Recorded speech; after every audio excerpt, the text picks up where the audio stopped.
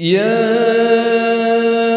أيها الذين آمنوا كتب عليكم الصيام كما كتب على الذين من قبلكم لعلكم تتقون. السلام علیکم ورحمۃ اللہ وبرکاتہ. الحمد للہ والصلاة والسلام علی رسول اللہ وعلی آلہ واصحابہ اجمعین، اما بعد. اعوذ باللہ من الشیطان الرجیم. بسم اللہ الرحمن الرحیم. شہر رمضان الذی انزل فیہ القرآن ہدی للناس وبینات من الہدی والفرقان. رب اشرح لی صدری ویسر لی امری واحلل عقدة من لساني يفقهوا قولي. اللهم انفعنا بما علمتنا وعلمنا ما ينفعنا وزدنا علما. اللهم ألهمنا رشدنا وأعذنا من شرور أنفسنا. اللهم أرنا الحق حقا وارزقنا اتباعه وأرنا الباطل باطلا وارزقنا اجتنابه. آمین یا رب العالمین. محترم اسلامی بھائیوں اور بہنوں اور تمام ویورز، میں آپ سب کا استقبال کرتا ہوں آج کے اس اسپیشل سیشن میں.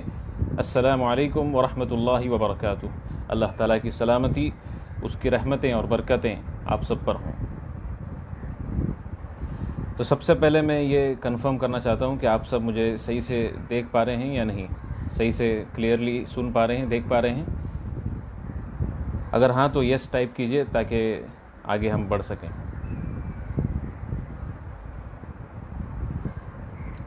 چیٹ باکس میں اگر آپ صحیح سے مجھے سن پا رہے ہیں، دیکھ پا رہے ہیں تو صرف یس ٹائپ کیجئے، تب انشاءاللہ ہم آگے بڑھتے ہیں.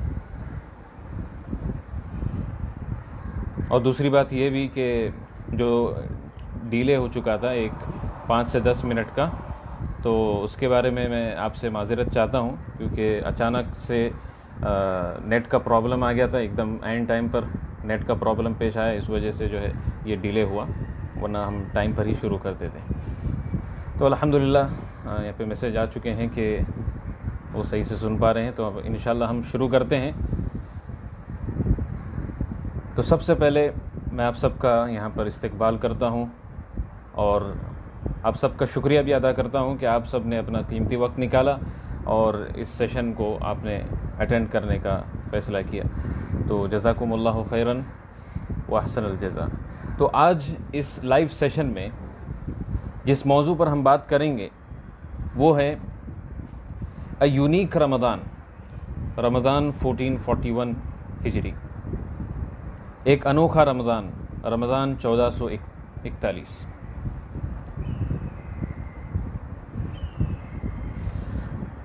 سیشن کو ایک سوال کے ساتھ میں شروع کرنا چاہوں گا، اور سوال یہ ہے کہ اب سے 48 یا 72 گھنٹے میں 48 سے 72 آورز میں اگر میں بتاؤں کہ آپ کے گھر پر کوئی مہمان آنے والا ہے، آپ کے گھر پہ کوئی مہمان آنے والا ہے، تو آپ کیا کریں گے؟ آپ کیا کریں گے؟ آپ پوری طرح تیاری کریں گے، ہر طرح کا ارینجمنٹ کریں گے، سیٹ اپ کریں گے تاکہ مہمان کی مہمان نوازی ہو سکے. تو اب 48 سے 72 گھنٹے میں ایک ایسا مہمان ہمارے گھر آنے والا ہے جو کوئی انسان نہیں ہے، اور یہ مہمان، اس کا دنیا سے تعلق نہیں ہے، اس کا ہمارے دین سے اس کا تعلق ہے.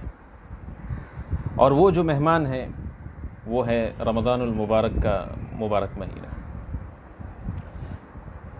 آپ بتائیے کہ رمضان المبارک کے مہینے سے بڑھ کر کیا ہمارا کوئی اور اہم مہمان ہو سکتا ہے؟ رمضان المبارک کا مہینہ جس کا ایک ایک لمحہ، جس کا ایک ایک سیکنڈ اللہ تعالیٰ کی رحمتیں اور اللہ تعالیٰ کی برکتوں سے بھرا ہوا ہوتا ہے.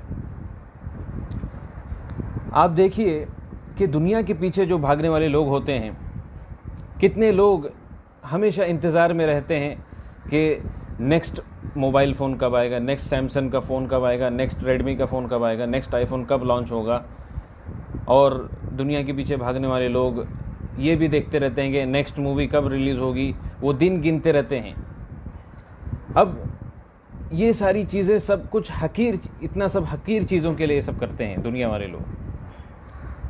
ہمارے یہاں رمضان کے دروازے کھلنے کے ساتھ ساتھ جنت کے دروازے کھولے جانے والے ہیں انشاءاللہ جلد ہی۔ تو ہمیں چاہیے کہ ہم اس موسم کا اور زیادہ ایکسائٹمنٹ کے ساتھ، پورے ایکسائٹمنٹ، پورے جذبے کے ساتھ اور بہترین پلاننگ کے ساتھ اس کا ہم استقبال کریں۔ اللہ تعالیٰ کی نعمت پر آپ غور کیجئے۔ اللہ تعالیٰ کی نعمت اس طرح سے بھی ہم سب پر ہے کہ اس نے ہمیں لاک ڈاؤن کے پیریڈ میں رمضان المبارک جیسا مہینہ دیا۔ ہمیں مایوس ہونے کی ضرورت نہیں ہے، بلکہ خوش ہونے کی ضرورت ہے کہ انشاءاللہ اس مرتبہ یہ لاک ڈاؤن کا جو وقت ہے، ہم اسی پیریڈ کے دوران، اسی وقت کے دوران ہم رمضان جیسے اہم مہمان کا استقبال کرنے والے ہیں۔ اس سے بڑھ کر خوشی کی اور کیا بات ہو سکتی ہے کہ ہمارا وقت اچھے کاموں میں جائے گا، اللہ تعالیٰ کی عبادت کرنے میں ہمارا وقت جائے گا انشاءاللہ۔ تو ہمیں بالکل بھی مایوس ہونے کی ضرورت نہیں ہے۔ ہمارا یہ جو لاک ڈاؤن کا وقت تھا، الحمدللہ اللہ تعالیٰ نے ہمیں اسی وقت کے دوران رمضان المبارک جیسا ایک اہم مہمان، یا جس طرح سے کہیں ایک اہم نعمت ہمیں عطا کی ہے، جس کے ذریعے سے ہم اپنے وقت کا اچھا استعمال کر سکتے ہیں۔ اور یہ جو مہمان ہے ہمارے ساتھ انشاءاللہ تقریباً 29 سے 30 دنوں کے لیے رہے گا۔ تو آپ بتائیے کیا اس میں کوئی مایوسی کی بات ہے؟ تو آج کا ٹاپک ہم بتایا گیا تھا رمضان 1441 ہجری، ایک انوکھا رمضان، رمضان 1441 ہجری۔ اور حقیقت میں یہ رمضان جو آنے والا ہے یہ سچ مچ میں ایک انوکھا رمضان ہے۔ یہ وہ چیزیں ہم کو دے گا جو کوئی عام رمضان ہمیں نہیں دے پاتا۔ ہمیں تھوڑا برا لگ رہا ہوگا کہ اس مرتبہ مسجد نہیں جانا ہوگا، اس مرتبہ جو افطار پارٹیاں ہم رکھتے تھے وہ سب نہیں ہوں گے، اور ہمیں تراویح پڑھنے کا موقع نہیں ملے گا، وغیرہ وغیرہ۔ اب اس کے بارے میں ہم زیادہ نہ سوچیں، جو ریالٹی ابھی ہمارے سامنے ہے ہم اس کو ایکسیپٹ کریں، اور اس بارے میں ہم سوچنا شروع کریں کہ اس میں ضرور کچھ نہ کچھ خیر ہے، اللہ تعالیٰ کی جانب سے اس میں ضرور کچھ نہ کچھ خیر ہے، اور اس میں اللہ تعالیٰ کی کچھ نہ کچھ حکمت ضرور ہے۔ مثال کے طور پہ آپ دیکھیے کہ آج اس پینڈیمک یا اس مہاماری کے وقت میں، اور اس مہاماری کے وقت میں رمضان آنے سے ہمیں یہ موقع مل رہا ہے کہ ہم اللہ تعالیٰ کی طرف اور زیادہ ہمبلنس کے ساتھ، اور زیادہ خشوع اور خضوع کے ساتھ اللہ تعالیٰ کی طرف ہم لوٹیں۔ اس سچویشن کی وجہ سے، اس پینڈیمک کی سچویشن کی وجہ سے ہم جو بھی عبادت کریں گے اس مہینے میں، ہمارے لیے اس میں خشوع اور خضوع کو اپنانا آسان ہو جائے گا، کیونکہ ہم اتنے نازک حالات سے گزر رہے ہیں۔ اور عام طور سے آپ دیکھیے پورے دنیا میں جو ہے لوگوں کے اندر خوف آیا ہے، خدا کا خوف آیا ہے، اللہ تعالیٰ کے لیے ان کے دلوں میں ہمبلنس پیدا ہو چکا ہے۔ تو جب یہ موجود ہے، ایسے وقت میں جب رمضان ہمارے سامنے آئے گا تو ہمارے لیے اللہ تعالیٰ کی عبادت کرنا بھی آسان ہو جائے گا، خشوع اور خضوع کے ساتھ ہی آپ غور کریں، اس بار روزہ رکھنا بھی ہمارے لیے آسان ہو جائے گا، کیونکہ اس مرتبہ نہ ہی کوئی کام کا، نہ ہی کوئی جاب کے لیے ہمیں جانا ہوگا، نہ ہی لمبے سفر کرنا ہوگا، اور نہ ہی کوئی محنت اور مشقت کرنی ہوگی، اور ایسے ہی کوئی ذہنی دباؤ بھی نہیں ہے، کوئی مینٹل انرجی ڈرین بھی نہیں، نہ ہی کوئی فزیکل انرجی ڈرین ہے۔ اس بار ہمارے پاس ایکسٹرا انرجی اور ایکسٹرا ٹائم موجود ہے، بالکل کثرت کے ساتھ ہمارے پاس یہ انرجی اور یہ ٹائم موجود ہے۔ تو اب ہمارے پاس کون سا ایکسکیوز ہے کہ ہم نیک عمل اس رمضان نہیں کریں؟ اس سے پہلے رمضان میں ہو سکتا ہے کہ ہم بزی ہو رہے ہوں گے، جاب کے لیے جانا ہوتا تھا، سفر کرنے پڑتے تھے، لیکن اس مرتبہ تو ہمارے پاس انرجی ہے، طاقت ہے، ایسے ہی وقت بھی موجود ہے۔ تو اب اس مرتبہ ہمارے پاس کوئی ایکسکیوز نہیں ہے کہ ہم نیک عمل نہیں کریں۔ اور ایسے ہی ایک اور اہم نقطہ یہ بھی ہے کہ یہ وہ موقع ہے کہ ہم روزوں کو ٹھیک سنت کے طریقے کے مطابق رکھیں۔ سنت کے طریقے کے مطابق رکھنے سے کیا مراد ہے یہ آپ کو بتا دیتا ہوں۔ اس کا مطلب یہ ہے کہ اللہ کے رسول صلی اللہ علیہ وسلم جس طرح اپنے زمانے میں سحری اور افطار کیا کرتے تھے، سمپل سحری سمپل افطار جس طرح سے ہوتا تھا، ویسے ہی آج اس مرتبہ بھی انشاءاللہ ہمارا بھی ویسے ہی سمپل افطار اور سحور ہوگا، کیونکہ لاک ڈاؤن کی وجہ سے اب ریسورسز کی بہت کمی ہے، ابھی اتنا سپلائی بھی نہیں ہے، تو فضول خرچی سے بھی ہم بچ جائیں گے، اور جو سنت کا طریقہ ہے ہم اس کے مطابق عمل کریں گے۔ سنت کا طریقہ میں نے کیا بتایا تھا، بالکل سمپل سحری، بالکل سمپل افطار۔ اللہ کے رسول چند کھجور کھا کر کے، پانی پی کر کے روزہ کھولا کرتے تھے، تو ہمیں ایک موقع بھی مل رہا ہے کہ ہم سنت کے طریقے کے مطابق فاسٹ کریں یا روزہ رکھیں۔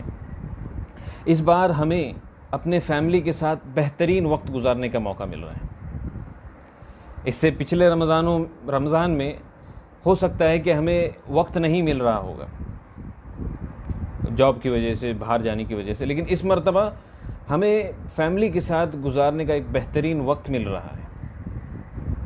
اب رمضان میں ہمارا وقت اپنے فیملی کے ساتھ گزرے گا، تو گھر میں آپ ایک دینی ماحول قائم کریں، گھر میں آپ ایک دینی ماحول قائم کریں، اپنے گھروں کو مسجد بنائیں۔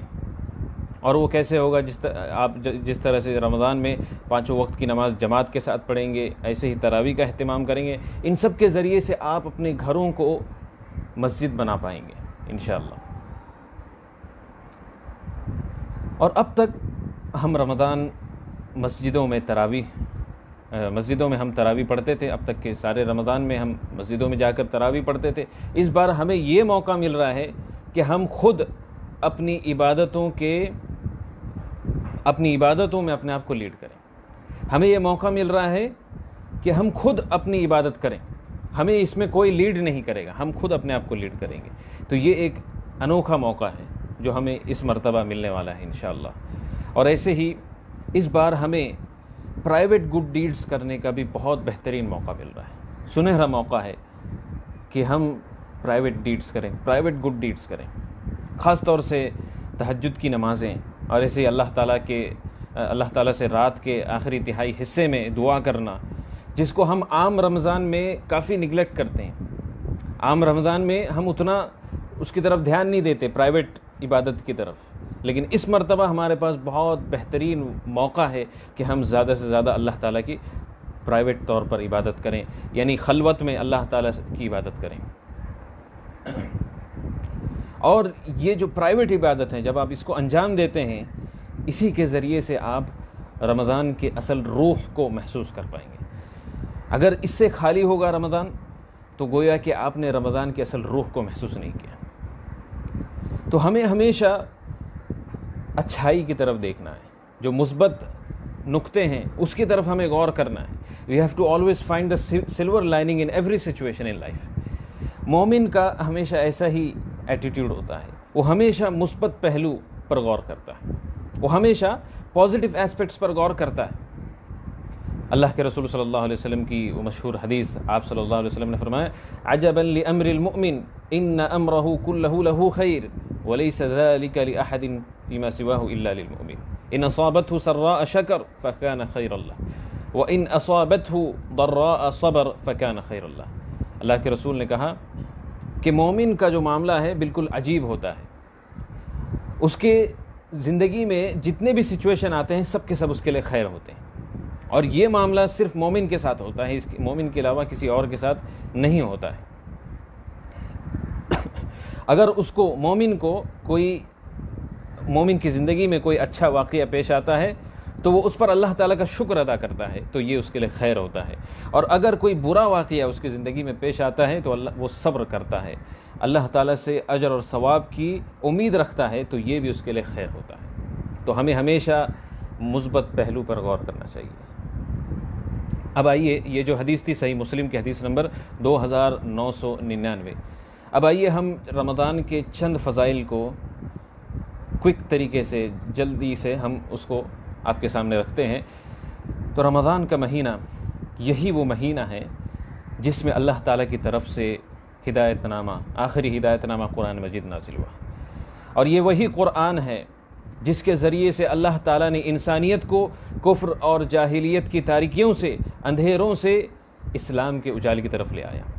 یہ وہی قرآن ہے جس پر عمل کرنے کی وجہ سے اللہ تعالیٰ نے اس زمانے کی جو سب سے بیکورڈ قوم تھی، جو سب سے پچھلی قوم تھی، عرب قوم، ان کو اللہ تعالیٰ نے دنیا کے لیڈر بنا دیا، ورلڈ لیڈر بنا دیا، دنیا کے آدھے سے زیادہ حصے پر انہیں حکمران بنا دیا۔ اللہ تعالیٰ اسی قرآن مجید کے بارے میں فرماتا ہے، سورہ بقرہ سورہ نمبر 2 آیت نمبر 185، شہر رمضان الذی انزل فیہ القرآن ھدی للناس وبینات من الھدی والفرقان، کہ رمضان کا مہینہ وہ مہینہ ہے جس میں قرآن نازل کیا گیا۔ ھدی للناس، یہ ساری انسانیت کے لیے ہدایت ہے، وبینات من الھدی والفرقان، اور اس قرآن میں راہ ہدایت کی واضح نشانیاں ہیں، اور یہ فرقان ہے، یعنی حق اور باطل کے درمیان فرق کرنے والی کتاب ہے۔ اس لیے تم میں سے جو کوئی بھی شخص اس مہینے کو پالے، اسے چاہیے کہ وہ اس میں روزے رکھ لے۔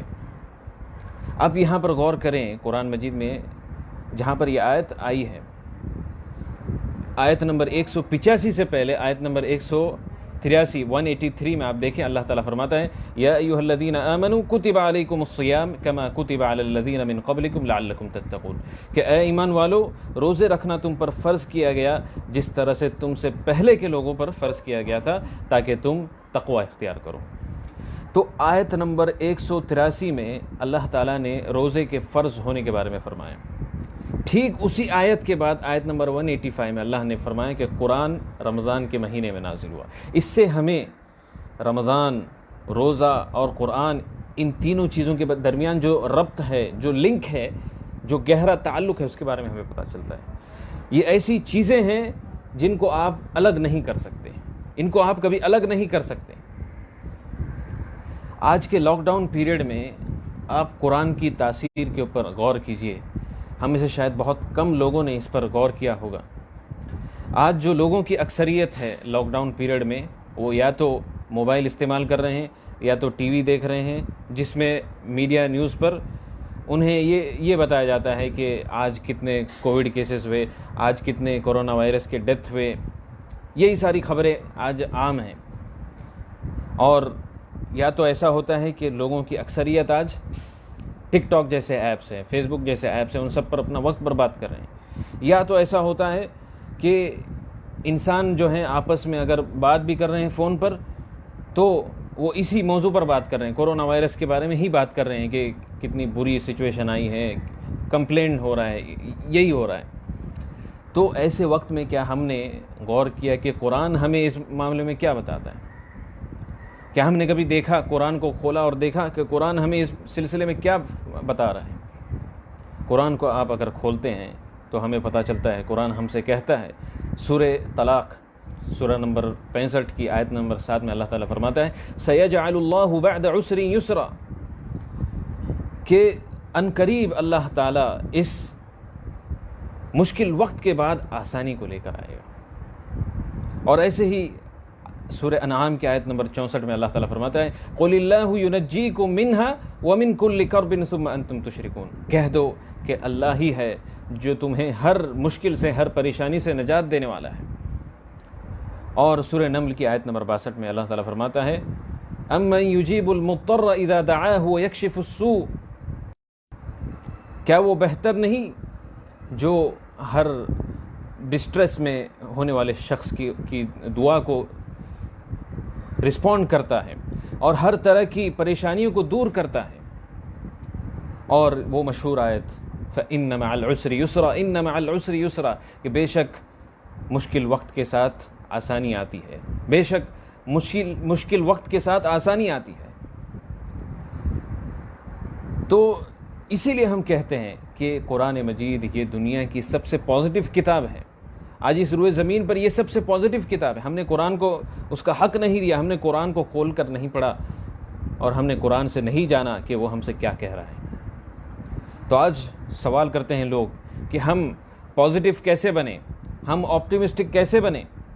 تو اس کا جواب یہ ہے کہ ہم قرآن کو پڑھنا شروع کریں، ہم قرآن کو ڈیلی بیسس پر ہم اس کی تلاوت کریں، اور ساتھ ہی ساتھ اس کو معانی کے ساتھ سمجھ کر پڑھیں۔ رمضان کی جو دوسری فضیلت ہے وہ یہ ہے کہ یہی وہ مہینہ ہے جس میں روزے رکھنے کو اللہ تعالیٰ نے اسلام کا چوتھا رکن قرار دیا۔ یعنی اسلام کو آپ کو مکمل کرنا ہے تو اس مہینے کے اندر آپ کو روزے رکھنا ہوگا۔ یہ الگ بات ہے کہ جو ٹرمینلی ال ہوتے ہیں، یعنی ایسی بیماریوں میں مبتلا ہوتے ہیں جس کے شفا کی امید نہیں ہوتی، یا پھر جو بہت زیادہ بوڑھے ہو جاتے ہیں، ان کے حق میں شریعت نے رخصت دی ہے. یعنی یہ لوگ روزوں کو نہیں رکھ کر کے وہ فدیہ دے سکتے ہیں. اور فدیہ کیا ہے ان لوگوں کے لیے؟ کہ وہ ہر روزے کے بدلے میں ایک مسکین آدمی کو کھانا کھلائیں. اسی طرح رمضان کی جو تیسری فضیلت ہے جس کا میں ذکر کرنا چاہتا ہوں کہ یہی وہ مہینہ ہے جس میں ایک ایسی رات آتی ہے جس میں عبادت کرنا ہزاروں مہینوں سے افضل ہے، ہزاروں مہینوں کی عبادت سے افضل ہے. اور یہ لیلۃ القدر کی رات ہے. بس سورج غروب ہونے کے بعد سے آپ سورج طلوع ہونے تک کی عبادت کریں، آپ کو ہزاروں مہینوں کی عبادت کا جو اجر اور ثواب ہوگا اس سے بھی زیادہ اجر اور ثواب ملے گا. اور یہی وہ مہینہ ہے جس میں دو ایسی عبادتیں ہم کرتے ہیں، جس میں دو ایسی عبادتیں ہوتی ہیں، اگر ہم ان دو عبادتوں کو دو کنڈیشن کو فلفل کرتے ہوئے انجام دیں تو ہمیں اللہ تعالیٰ کی طرف سے ایک بہت عظیم، ایک بہت بڑا تحفہ ملتا ہے. آئیے حدیث سے پتہ کرتے ہیں کہ وہ کون سے دو عبادت ہیں اور وہ کون سے دو شرط ہیں جس کے ساتھ ان دو عبادتوں کو ہمیں پورا کرنا چاہیے. اللہ کے رسول صلی اللہ علیہ وسلم فرماتے ہیں، مسند احمد کی حدیث ہے، حدیث نمبر 7280، من صام رمضان ایمانا واحتسابا غفر له ما تقدم من ذنبه، کہ جو شخص رمضان کے روزوں کو ایمان، خالص ایمان اور اجر اور ثواب حاصل کرنے کی نیت کے ساتھ رکھتا ہے، اس کے سارے پچھلے گناہ معاف کر دیے جاتے ہیں. اللہ کے رسول صلی اللہ علیہ وسلم نے یہ بھی فرمایا، من قام رمضان ایمانا واحتسابا غفر له ما تقدم من ذنبه، کہ جو شخص رمضان کی راتوں میں قیام کرتا ہے، یعنی تراویح کی نماز پڑھتا ہے، تہجد کی نماز پڑھتا ہے، غفر ایمان اور احتساب کے ساتھ، یعنی اللہ سے اجر اور ثواب حاصل کرنے کی نیت کے ساتھ اس عبادت کو انجام دیتا ہے، تو اللہ کے رسول نے کہا اس کے سارے پچھلے گناہ معاف کر دیے جاتے ہیں. تو محترم اسلامی بھائیوں اور بہنوں، یہاں پر دو عبادتوں کا ذکر کیا گیا ہے. اگر ہم ان دو عبادتوں کو دو کنڈیشن فلفل کرتے ہوئے اگر انجام دیں تو ہمیں یہاں پر ایک بہت عظیم تحفہ، ایک بہت عظیم نعمت کی گارنٹی دی جا رہی ہے. اور وہ کون سی نعمت ہے؟ وہ مغفرت اور بخشش کی نعمت ہے. اور یاد رکھیے، یہ جو مغفرت ہے، اللہ کی مغفرت اور اللہ کی بخشش، یہ کوئی چھوٹی موٹی چیز نہیں ہے. اسی مغفرت کو حاصل کرنے کے لیے اللہ کے رسول صلی اللہ علیہ وسلم رات بھر اللہ تعالیٰ کے سامنے نماز میں کھڑے ہوتے تھے، رات بھر اللہ تعالیٰ کے سامنے روتے تھے، یہاں تک کہ ان کے پیروں سے خون نکلنے لگ جاتا، پیر سوج کر کے اس میں سے خون نکلنے لگ جاتا تھا. یہی وہ مغفرت ہے جس کے بارے میں اللہ تعالیٰ قرآن مجید میں فرماتا ہے، فرعون کے جو جادوگر تھے، فرعون کے جادوگروں نے جب اس حق کو دیکھا جو حضرت موسیٰ علیہ السلام لے کر کے آئے تھے تو انہوں نے اسی مغفرت کو حاصل کرنے کے لیے اپنی جانیں قربان کر ڈالیں. اور ہم یہ بھی جانتے ہیں کہ اللہ کے رسول صلی اللہ علیہ وسلم دن اور رات میں تقریباً 100 سے زیادہ مرتبہ استغفار کیا کرتے تھے. اس سے ہمیں کیا سبق ملتا ہے؟ اس سے ہمیں یہ سبق ملتا ہے کہ جب امام الانبیاء والمرسلین، جب سید البشر، سارے انسانوں کے سردار حضرت محمد صلی اللہ علیہ وسلم اتنی کثرت کے ساتھ استغفار اور توبہ کیا کرتے تھے تو ہم جیسے گنہگاروں کو، ہم جیسے خطا کاروں کو کتنا زیادہ استغفار اور توبہ کرنے کی ضرورت ہے. تو میں یہ بتا رہا تھا کہ یہاں پر رمضان کی ایک فضیلت ہمیں معلوم ہوتی ہے کہ اگر ہم رمضان میں ان دو عبادتوں کو، یعنی روزے اور قیام اللیل کو دو کنڈیشن فلفل کرتے ہوئے اگر ادا کرتے ہیں، یعنی ایمان کے ساتھ، خالص ایمان اور اللہ سے اجر اور ثواب حاصل کرنے کی نیت کے ساتھ ہم کرتے ہیں تو ہمیں مغفرت کی گارنٹی دی جاتی ہے. اور یہی وہ مہینہ ہے جس میں ثواب کو ملٹیپلائی کیا جاتا ہے اور اللہ کی مغفرت عطا کی جاتی ہے تمام لوگوں کے لیے سوائے ان کے جو خود اس سے محروم ہونا چاہتے ہیں. یہ آفر سب کے لیے اوپن ہے سوائے ان کے جو اس سے محروم رہنا چاہتے ہیں. اللہ کے رسول صلی اللہ علیہ وسلم کی حدیث، مشہور حدیث، آپ نے کہا کہ تباہی ہے اس شخص کے لیے جو رمضان کو پالے اور اپنے گناہوں کو معاف نہیں کرواتا ہے. تو یہ تھے چند فضائل رمضان المبارک کے مہینے کے.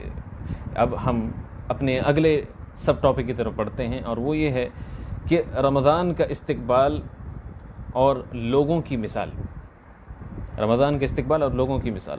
اب رمضان کا استقبال کرنے کے سلسلے میں آج ہمارے امت کے اندر دو قسم کے لوگ پائے جاتے ہیں. پہلی قسم ان لوگوں کی ہے جو رمضان کا استقبال پورے خوشی اور پورے جذبے کے ساتھ اور پورے پلاننگ کے ساتھ کرتے ہیں. تو یہ ہو گئے پہلی قسم.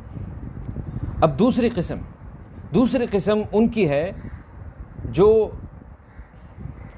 اپنے فائدے کے بارے میں بالکل نہیں سوچتے، جن کو اپنے آپ کا خود کا فائدہ کرنے کے سلسلے میں کوئی فکر نہیں ہوتی ہے. رمضان ہو یا غیر رمضان ہو یا رمضان کے علاوہ کوئی دوسرا مہینہ ہو، ان کے اندر کوئی فرق نہیں دکھتا. وہ ایسے ہی گناہوں والا لائف سٹائل گزارتے ہیں. اب یہاں سے میں آپ کو کچھ اہم ٹپس دوں گا، کچھ اہم نصیحتیں آپ کے سامنے رکھوں گا، جس پر عمل کرنے کے ذریعے سے ہم انشاءاللہ ضرور اس رمضان کو اپنی زندگی کا سب سے بہترین رمضان بنا سکتے ہیں، اور ساتھ ہی ساتھ ہم اس رمضان کو اپنی زندگی کا سب سے یونیک رمضان بھی بنا سکتے ہیں انشاءاللہ.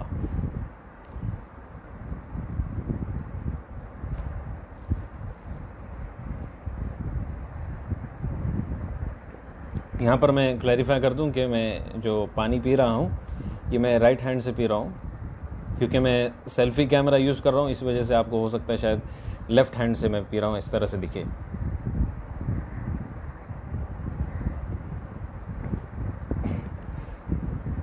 جو سب سے پہلی نصیحت ہے، جو سب سے پہلا ٹپ ہے ایک بہترین رمضان، ایک پروڈکٹیو رمضان گزارنے کے لیے، وہ یہ ہے کہ آپ زندگی میں اپنے مقصد کو آپ سمجھیں. اس بات کو اچھی طرح سے سمجھیں کہ ہمیں بیکار پیدا نہیں کیا گیا ہے، بس یوں ہی پیدا کر کے چھوڑ نہیں دیا گیا ہے.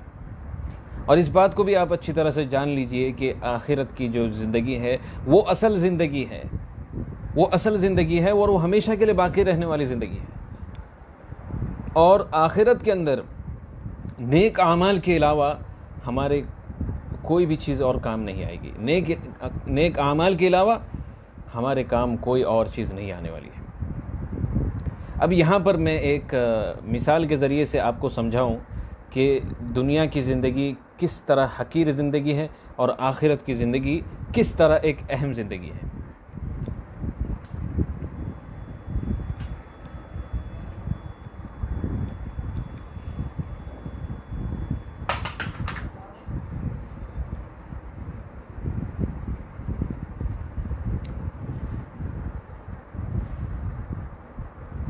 یہ جو دیکھ رہے ہیں آپ، یہ ایک روپ ہے، ایک ڈوری ہے. یہ جو روپ ہے اس کو یوں سمجھیے کہ یہ انفینٹی تک کے لیے جو ہے بڑھتے جا رہی ہے، کنٹینیوس ہے، یہ بڑھتے ہی جا رہی ہے. اب اس روپ میں یہ جو کالا حصہ آپ دیکھ رہے ہیں یہ دنیا کی زندگی ہے. یہ مختصر سی جو زندگی ہے یہ دنیا کی زندگی ہے. اور اس کے بعد یہ جو سفید ڈوری ہے جو انفینٹی تک کے لیے، جو ہمیشہ کے لیے چلتے جا رہی ہے، یہ جو ہے آخرت کی زندگی، یہ کبھی ختم نہیں ہوگی. تو اس طرح سے میں چاہ رہا تھا کہ آپ سمجھیں. آج ہوتا کیا ہے، لوگ اسی کالے حصے کے بارے میں پورا سوچتے رہتے ہیں، سب کچھ اسی دنیا کے لیے ہی جیتے ہیں، دنیا کے لیے ہی کماتے ہیں، کھاتے ہیں، اور آخرت کے بارے میں ان کے یہاں کوئی فکر نہیں ہوتی. حالانکہ یہ بالکل بیوقوفی ہوگی. آگے کی جو زندگی ہے یہ ہمیشہ کے لیے باقی رہنے والی زندگی، ایٹرنل زندگی ہے. اور یہ جو ایٹرنل زندگی ہے یہ آپ کس طرح سے گزاریں گے وہ کس پر ڈیپینڈ کرتا ہے کہ آپ اس کو کیسے گزارتے ہیں. یعنی دنیا کی زندگی کو آپ جس طرح سے گزاریں گے ویسے ہی آپ کی ایٹرنل زندگی ہوگی. دنیا کی زندگی میں اچھے کام کریں گے اور زندگی کے مقصد کو پورا کریں گے، تب یہ جو ہمیشہ کے لیے باقی رہنے والی زندگی ہے آپ اس کے اندر سکون اور اطمینان کے ساتھ زندگی کو گزار سکیں گے اور جنت پا سکیں گے. تو ہم خود بھی سوچیں کہ زندگی کا مقصد کیا ہو سکتا ہے. ہم اس دنیا میں زندگی کیوں گزار رہے ہیں؟ ذرا ہم خود سوچیں، غور کریں. اللہ تعالیٰ نے ہمیں پیدا کیا ہے تو اللہ تعالیٰ نے کیا ہمیں صرف کھانے پینے کے لیے، مزہ کرنے کے لیے، پیسہ کمانا، پیسہ جمانے کے لیے، کیا اللہ تعالیٰ نے ان سارے مقصد کے لیے ہمیں پیدا کیا ہے؟ یہ ہرگز نہیں ہو سکتا۔ اللہ تعالیٰ نے بلکہ ہمیں ایک بہت ہی نوبل مقصد کے لیے پیدا کیا ہے، ایک بہت ہی عظیم مقصد کے لیے پیدا کیا، اور وہ کیا ہے کہ ہم اللہ تعالیٰ کی عبادت کریں۔ اللہ تعالیٰ فرماتا ہے سورہ ذاریات کی آیت نمبر 56 میں وَمَا خَلَقْتُ الْجِنَّ وَالْإِنسَ إِلَّا لِيَعْبُدُونَ، کہ میں نے جنات اور انسانوں کو پیدا صرف اسی لیے کیا ہے کہ وہ میری عبادت کریں۔ تو اللہ تعالیٰ نے ہمیں پیدا کیا ہے، تو اللہ تعالیٰ ہی وہ ذات ہے جو ہمیں بتا سکتا ہے کہ ہماری زندگی کا مقصد کیا ہے۔ تو اسی لیے ہمیں چاہیے کہ ہم رمضان میں زندگی کے مقصد کو پورا، ایک بات میں آپ کو یہاں پر یاد دلا دوں کہ رمضان ہی وہ وقت ہے، وہ سنہرا وقت ہے جس میں ہم اپنے زندگی کے مقصد کو پورا کر سکتے ہیں، ایک سنہرا وقت ہے۔ اسی لیے ہم سب کو چاہیے کہ ہم اللہ تعالیٰ کی عبادت کرنے کو اپنی زندگی کا مقصد بنا لیں، اور ساتھ ہی ساتھ اس کو ذہن میں رکھیں، اس بات کو ذہن میں رکھ کر کے ہم رمضان کا استقبال کریں۔ تو اگر یہ ہمارے ذہن میں موجود ہوگا تب جا کر انشاءاللہ ہم اپنے ہم رمضان کو ایک بہترین طریقے سے گزار پائیں گے، اور زیادہ سے زیادہ ہم اللہ تعالیٰ کی عبادت کر پائیں گے۔ اب جو دوسرا ٹپ میں یہاں پر آپ کو دینا چاہتا ہوں وہ یہ ہے کہ رمضان میں داخل ہونے سے پہلے آپ اپنے آپ کو گناہوں کی زندگی سے رہا کر لیں، گناہوں سے توبہ اور استغفار کریں، چاہے آپ کے کتنے بھی گناہ ہوں، آپ اپنے آپ کو ان گناہوں سے فری کریں اور اللہ تعالیٰ کی طرف لوٹ آئیں۔ چاہے آپ کے کتنے بھی گناہ ہوں، آپ کو کبھی اللہ تعالیٰ کی رحمت سے مایوس ہونے کی ضرورت نہیں، کیونکہ اللہ تعالیٰ فرماتا ہے قرآن مجید کے اندر کہ قُلْ يَا عِبَادِيَ الَّذِينَ أَسْرَفُوا عَلَىٰ أَنفُسِهِمْ لَا تَقْنَطُوا مِن رَحْمَةِ اللَّهِ إِنَّ اللَّهَ يَغْفِرُ الذُّنُوبَ جَمِيعًا إِنَّهُ هُوَ الْغَفُورُ الرَّحِيمُ، کہ کہہ دو اے نبی صلی اللہ علیہ وسلم کہ اللہ تعالیٰ فرماتا ہے کہ اے میرے بندو، الذین اسرفوا علی انفسہم، جنہوں نے اپنے نفس پر ظلم کیا ہے، لا تقنطوا من رحمت اللہ، اللہ تعالیٰ کی رحمت سے کبھی مایوس نہ ہو، ان اللہ یغفر الذنوب جمیعا انہ هو الغفور الرحیم، کہ بے شک اللہ تعالیٰ سارے گناہوں کو معاف کر دیتا ہے، اور بے شک وہ سب سے زیادہ معاف کرنے والا اور سب سے زیادہ رحم کرنے والا ہے۔ تو ہم اپنے آپ کو گناہوں کے لائف سٹائل سے رہا کریں، فری کر دیں ہم اپنے آپ کو، اور ساتھ ہی ساتھ دل میں اگر ہمارے کسی کے لیے بغض ہے، کسی کے لیے حسد یا نفرت ہے، یا اگر ہمارے دل کے اندر نفاق ہے یا ریاکاری ہے، جو بھی یہ اخلاق کی بیماری اگر ہمارے اندر موجود ہے، ہمیں چاہیے کہ ہم اپنے آپ کو ان بیماریوں سے پاک اور صاف کریں۔ صحابہ کرام رضوان اللہ علیہم اجمعین سے تابعین پوچھتے تھے کہ تم رمضان کا استقبال کس حالت میں کرتے؟ تو صحابہ کرام فرماتے تھے کہ ہم رمضان کا استقبال اس حالت میں کرتے کہ ہمارے دل ہر طرح کے بغض اور ہر طرح کے حسد سے پاک اور صاف ہوتے تھے۔ تو آئیے ہم سب ایک دوسرے کے لیے محبت کو پسند کریں، اور اپنے دل کے اندر جتنا بھی بغض ہے یا اگر حسد ہے کسی کے لیے، اس کو ہمیشہ کے لیے ہم صاف کر دیں۔ اس سے ہم دنیا کے اندر سکون کی زندگی گزار سکیں گے، اور آخرت میں ہم اللہ کے محبوب بندوں میں شمار ہو جائیں گے۔ اب اسی بات کو اگر میں 2 لفظ میں کہوں، اس کو سمرائز کروں، وہ یہ ہے کہ ہم اس رمضان تزکیہ نفس کو اپنا ایک اہم گول بنائیں۔ اب تزکیہ نفس کیا ہوتا ہے اس کے بارے میں بھی آپ کو بتا دیتا ہوں۔ تزکیہ نفس یہ ہوتا ہے کہ ہم اپنے اندر، ہمارے نفس کے اندر جو بھی برے صفات موجود ہیں، جو بھی اخلاقی بیماریاں ہیں، جو بھی منفی صفات موجود ہیں نفس کے اندر، ہم اپنے آپ کو ان سارے برے چیزوں سے پاک اور صاف کریں، اور ساتھ ہی ساتھ جو ہمارے نفس کے اندر اچھے پازیٹیو پوائنٹس ہیں، جو ہماری اسٹرینتھس ہیں، ان سب کو ہم ڈیولپ کریں، ان سب کو ہم پروان چڑھائیں۔ تو یہ ہوتا ہے تزکیہ نفس۔ تو اس رمضان آپ کوشش کریں کہ آپ تزکیہ نفس کو اپنا ایک اہم گول بنا لیں۔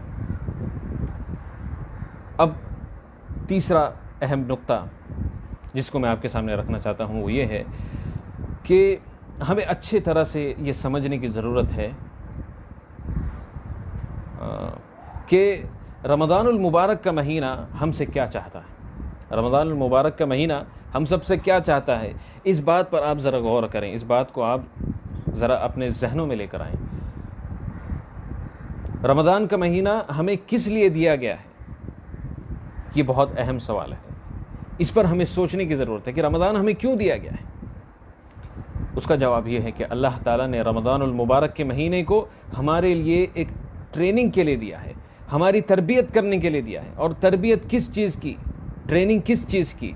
ٹریننگ اس بات کی کہ ہم ایفیکٹو مسلم کیسے بنیں، ٹریننگ اس بات کی کہ ہم سچے اور پکے مسلمان کیسے بنیں، اس بات کی ہمیں ٹریننگ دی جاتی ہے۔ اور یہ یاد رکھیے کہ رمضان کے اندر صرف 2-3 باتوں کی ٹریننگ نہیں دی جاتی ہے، بلکہ رمضان کے اندر مکمل دین کی ٹریننگ دی جاتی ہے۔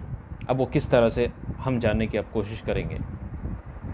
سب سے پہلا پوائنٹ وہ یہ ہے کہ رمضان ایمان اور تقوی کو مضبوط کرتا ہے اور اس تصور کو پختہ کرتا ہے کہ اللہ تعالی ہمیں ہمیشہ دیکھ رہا ہے۔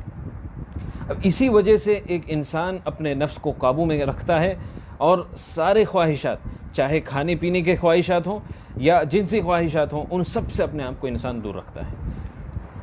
اللہ تعالیٰ قرآن مجید میں روزہ رکھنے کی مقصد کو واضح کرتے ہوئے فرماتا ہے سورہ بقرہ کی آیت نمبر 183 میں، یا ایھا الذین آمنوا کتب علیکم الصیام کما کتب علی الذین من قبلکم لعلکم تتقون، کہ اے ایمان والو، روزے رکھنا تم پر فرض کیا گیا ہے جس طرح سے تم سے پہلے کے لوگوں پر فرض کیا گیا تھا، تاکہ تم تقوی اختیار کرو۔ تقوی کس کو کہتے ہیں؟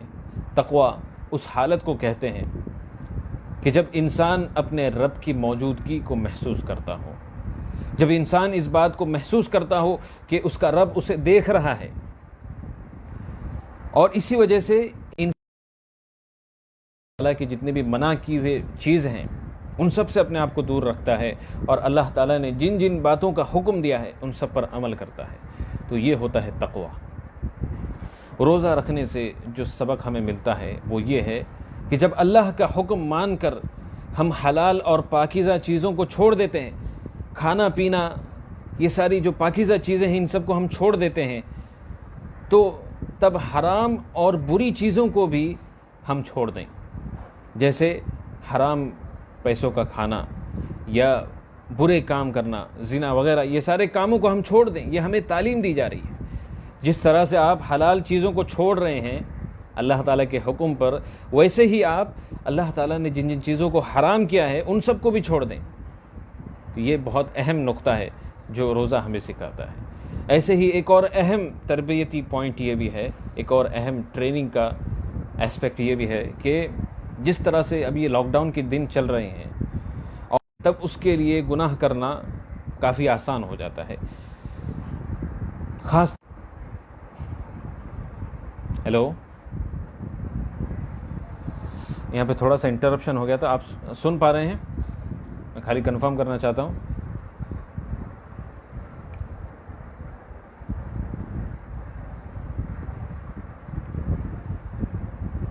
میرے خیال سے آپ سن پا رہے ہیں، ٹھیک ہے، میں آگے چلتے ہیں ہم۔ تو میں یہ بتا رہا تھا کہ ایک اہم تربیتی نقطہ، ایک اہم تربیتی پوائنٹ یہ بھی ہے کہ جس طرح سے آج لاک ڈاؤن کے دن چل رہے ہیں اور اس میں آئسولیشن بالکل عام ہو چکا ہے، یعنی لوگ کوارنٹائن ہو چکے ہیں، بالکل اکیلے ہو چکے ہیں، تو اس میں جو ہے انسان برے کام جو ہے آسانی کے ساتھ کرتا ہے۔ اور اسٹیٹسٹکس بھی ہمیں یہی بتاتے ہیں کہ بری چیزوں کا دیکھنا ان لاک ڈاؤن کے دنوں میں بہت آسان ہو چکا ہے اور بہت زیادہ بڑھ چکا ہے، بری چیزوں کا دیکھنا۔ تو ہمیں یہاں پر اکیلے میں کیے ہوئے گناہوں کے سلسلے میں ایک بات یاد رکھنی چاہیے۔ اکیلے میں جو گناہ کیے جاتے ہیں اس بارے میں ایک بات آپ یاد رکھیے کہ جو گناہ اکیلے میں کیا جاتا ہے، آپ کو، انسان کو تو یوں لگتا ہے کہ مجھے کوئی دیکھ نہیں رہا، لیکن اس وقت گواہ بھی وہی ہوتا ہے جو خود حاکم ہوتا ہے۔ اکیلے میں جو گناہ کیے جاتے ہیں اس کا گواہ خود حاکم ہوتا ہے، یعنی خود اللہ تعالیٰ دیکھ رہا ہوتا ہے۔ تو آپ اللہ تعالیٰ کو کیسے جواب دیں گے اس طرح کے گناہ کر کے؟ تو یہاں پر جو پوائنٹ میں رکھنا چاہ رہا ہوں یہ ہے کہ جب رمضان داخل ہوگا تو یہ رمضان کی برکت ہوتی ہے کہ تقریباً سارے لوگ اکیلے میں کرنے والے گناہوں کو چھوڑ دیتے ہیں۔ تو ٹریننگ اس بات کی ہمیں مل رہی ہے کہ جس طرح ہم رمضان کے دوران اکیلے میں کیے جانے والے گناہوں کو چھوڑ دیتے ہیں، ویسے ہی ہمیں یہ بھی بات سکھائی جا رہی ہے کہ رمضان کے علاوہ بھی، رمضان جب گزر جائے گا اور آپ کی بقیہ زندگی جب آپ کے پاس ہوگی تو اس میں بھی آپ کے پاس یہ طاقت ہے کہ آپ اکیلے میں کیے جانے والے گناہوں کو چھوڑ سکتے ہیں۔ آپ اس کی طاقت رکھتے ہیں۔ یہاں پر رسول اللہ صلی اللہ علیہ وسلم نے کس طرح سے روزے کے تربیتی پہلوؤں کو یا روزے کے ٹریننگ اسپیکٹس کو کس طرح سے واضح کیا، اس کے بارے میں بھی ہم جاننے کی کوشش کرتے ہیں۔ اللہ کے رسول صلی اللہ علیہ وسلم نے فرمایا، صحیح بخاری کی حدیث نمبر 1903، من لم يدع قول الزور والعمل به فليس لله حاجة في ان يدع طعامه وشرابه، کہ جو کوئی بھی شخص روزے کی حالت میں جھوٹ بولنا اور اس کے مطابق عمل کرنے کو نہیں چھوڑتا تو اللہ تعالیٰ کو کچھ پرواہ نہیں ہے کہ وہ روزے کی حالت میں کھانے پینے کو چھوڑ دے۔ یہاں پر یہ بات کو بھی آپ یاد رکھیے، اس حدیث کا یہ مطلب نہیں ہے کہ اگر ہم جھوٹ باتوں کو کرنا چھوڑ دیں گے اور جھوٹ باتوں کے مطابق عمل کرنا چھوڑ دیں گے کہ اللہ تعالیٰ کو ہمارے روزے کی ضرورت ہے۔ اللہ تعالیٰ کو ہمارے عبادتوں کی کوئی ضرورت نہیں ہے، وہ الغنی ہے۔ اللہ تعالیٰ الغنی ہے، اللہ تعالیٰ کو ہماری عبادتوں کی کوئی ضرورت نہیں ہے۔ اللہ کے رسول صلی اللہ علیہ وسلم نے ایک اور حدیث میں یہ بھی فرمایا، سنن ابن ماجہ کی حدیث نمبر 1690، کہ کم من صائم لیس له من صیامہ الا الظمأ، کہ کتنے ایسے روزے دار ہوتے ہیں جن کو ان کے روزوں سے صرف بھوک اور پیاس ملتی ہے۔ وَكَم مِّن قَائِمٍ لَيْسَ لَهُ مِن قِيَامِهِ إِلَّا السَّحْرُ، اور کتنے ایسے ہوتے ہیں جو رات میں نماز پڑھتے ہیں، قیام کرتے ہیں، اور ان کو اس نماز سے سوائے بیداری کے اور کچھ نہیں ملتا، یعنی وہ صرف جگے ہوتے ہیں، صرف جگے، یہی انہیں حاصل ہوتا ہے، اس کے علاوہ خشوع اور خضوع یہ ساری چیزوں سے وہ خالی ہوتے ہیں۔ تو افسوس کے ساتھ کہنا پڑتا ہے کہ آج ہم روزے کے ان مقاصد پر غور نہیں کرتے اور صرف رسمی طور پر جو ہے ہم سحری کھاتے ہیں، افطاری کھاتے ہیں، روزے رکھتے ہیں، رمضان ایسے ہی ختم ہو جاتا ہے۔ یہ عام طور سے ایک غلطی ہے جس میں بہت سارے لوگ پھنسے ہوئے ہیں۔ تو ضرورت اس بات کی ہے کہ ہم روزے کے ان تربیتی پہلوؤں پر غور کریں۔ روزہ ہمیں کن کن چیزوں کی تربیت دے رہا ہے، روزہ ہم سے کیا کیا چاہ رہا ہے، اس پر ہم غور کریں، اور روزے کے جو مقاصد ہیں ان کو ہم پورا کریں۔ ہاں، اگلا اہم پوائنٹ جس کی تربیت ہمیں رمضان یا جس کی تربیت ہمیں روزہ دیتا ہے وہ یہ ہے کہ روزہ ہمیں عبادت کرنے کی تربیت دیتا ہے۔ آپ رمضان کے مہینے میں دیکھیے، ہم بالکل کثرت کے ساتھ اللہ تعالیٰ کی عبادت کرتے ہیں، کثرت کے ساتھ قرآن کی تلاوت کرتے ہیں، ساتھ ہی ساتھ اس مرتبہ تو لاک ڈاؤن ہے، ورنہ عام رمضان میں ہم جا کر کے جماعت میں ہم نماز پڑھتے ہیں، 5 وقت کی نماز جماعت میں ہم ادا کرتے ہیں، تراویح کی نماز پڑھتے ہیں، اس وجہ سے ہم لیٹ سوتے ہیں۔ لیٹ سونے کے بعد جو ہے اس مرتبہ بھی ہم انشاءاللہ تراویح کی نماز پڑھیں گے، تو اس مرتبہ بھی جب ہم رمضان میں تراویح کی نماز پڑھیں گے اور لیٹ سوئیں گے، پھر سے اگلے دن فجر سے پہلے ہم جلدی جگ کر سحری کھائیں گے، اس کے بعد جو فجر کی نماز ہم پڑھیں گے، تو ان سب سے ہمیں یہ تربیت دی جا رہی ہے کہ جس طرح سے تم نے رمضان کے مہینے میں اللہ کی عبادت کو اتنے شوق اور جذبے کے ساتھ کیا، تو تم اس بات کی بھی طاقت رکھتے ہو، تمہارے پاس اس بات کی بھی ایبیلٹی ہے کہ تم اللہ تعالیٰ کی عبادت بقیہ سارے مہینوں میں بھی ویسے ہی کرتے رہو۔ ایسے ہی روزہ ہمیں اخلاص بھی سکھاتا ہے، اخلاص یعنی سنسیریٹی۔ روزہ ایک ایسی عبادت ہے جس میں معاملہ ڈائریکٹ بندے اور رب کے بیچ میں ہوتا ہے، کسی اور کو پتہ لگنے کی کوئی امکانیت نہیں ہوتی، کوئی چانس نہیں ہوتا۔ ریاکاری سے بھی آدمی اس عبادت میں پوری طرح محفوظ ہو جاتا ہے، اسی لیے اس عبادت کا جو ثواب ہے وہ بالکل اسپیشل ہے، بالکل خاص ہے۔ حدیث میں آتا ہے، اللہ کے رسول صلی اللہ علیہ وسلم فرماتے ہیں، کل عمل ابن آدم له الا الصوم فانه لی وانا اجزی بہ، کہ ایک ابن آدم، ایک انسان کا ہر عمل اس کے لیے ہوتا ہے سوائے صوم کے، سوائے روزے کے، فَإِنَّهُ لِي وَأَنَا أَجْزِي بِهِ، کیونکہ بے شک روزہ میرے لیے ہوتا ہے اور میں خود اس کا ثواب دوں گا۔ تو روزے کا جو ثواب ہے وہ اللہ تعالیٰ خود دینے والا ہے، کیونکہ اس کے اندر اخلاص جو ہے بالکل کثیر تعداد میں پایا جاتا ہے۔ اخلاص جو ہے انسان کی نیت میں موجود ہوتا ہے، اور انسان کے اندر ریاکاری بالکل نہیں ہوتی ہے، اس لیے اس کا ثواب بھی بالکل اسپیشل ہے۔ تو روزہ ہمیں جس بات کی تربیت دیتا ہے وہ یہ ہے کہ جس طرح سے تم روزے کے اندر اخلاص اپناتے ہو، ویسے ہی سارے نیک اعمال کو انجام دیتے وقت اخلاص کو اپناؤ، یعنی صرف اور صرف اللہ تعالیٰ کو خوش کرنے کے لیے نیک اعمال کو انجام دو، لوگوں کی تعریف سننے کے لیے نہیں، لوگوں کی واہ واہ سننے کے لیے نہیں، بلکہ صرف اللہ تعالیٰ کو خوش کرنے کے لیے تمام نیک اعمال کو آپ انجام دو، تمام عبادتوں کو انجام دو۔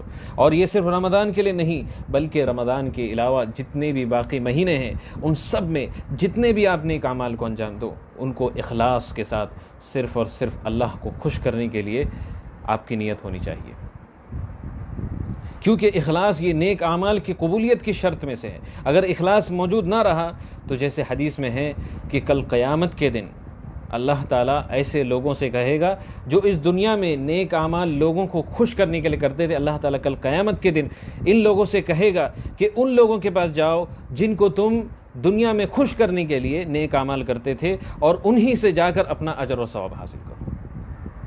تو ہم غور کریں کہ اللہ تعالیٰ سے بڑھ کر ہمیں کوئی اجر اور ثواب دے سکتا ہے؟ بالکل نہیں۔ تو اسی لیے ہمیں چاہیے کہ جس طرح سے اللہ تعالیٰ نے ہمیں حکم دیا ہے نیک عمل کرنے کا، تو جس نے حکم دیا ہے اسی کو خوش کرنے کے لیے ہم کریں۔ لوگوں کو بیچ میں ہم کیوں لے کر آتے ہیں؟ اگر ہم ایسا کرتے ہیں، لوگوں کو بیچ میں لے کر آتے ہیں، لوگوں کو خوش کرنا اپنی نیت بنا لیتے ہیں، تو یہ یاد رکھیے کہ وہ نیک عمل اللہ کی بارگاہ میں قبول نہیں ہوگا، اسے رد کر دیا جائے گا۔ سلف کا ایک قول میں آپ کے سامنے رکھنا چاہتا ہوں۔ سلف یعنی جو ہمارے پچھلے جنریشنز میں گزرے تھے، ان کے بارے میں بتایا جاتا ہے کہ ان میں سے ایک شخص نے کہا کہ اخلاص یہ ہوتا ہے کہ تم اس بات کو بھول جاؤ کہ لوگ تمہیں دیکھ رہے ہوں۔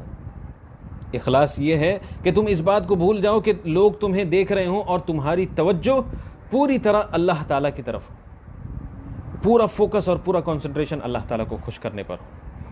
اور سلف انہوں نے یہ بھی کہا کہ جو شخص اپنے آپ کو ایسے چیز سے مزین کرتا ہے، ایسے چیز سے سجاتا ہے جو کہ حقیقت کے اس کے اندر نہیں ہے، تو اللہ تعالیٰ کی بارگاہ میں وہ ذلیل ہو جاتا ہے۔ تو آپ غور کیجئے، جب اخلاص نہیں ہوتا ہے تو انسان اپنے آپ کو کیا کرتا ہے؟ ایسی چیز سے سجاتا ہے جو اس کے اندر حقیقت میں نہیں ہوتی۔ وہ کوشش کرتا ہے کہ اچھے سے عبادت کروں، بہت لمبی رکعت پڑھوں، حالانکہ اس کے اندر کوئی نیت نہیں ہوتی کہ وہ اچھے سے عبادت کرے، اس کی نیت صرف لوگوں کو دکھانے کی ہوتی ہے۔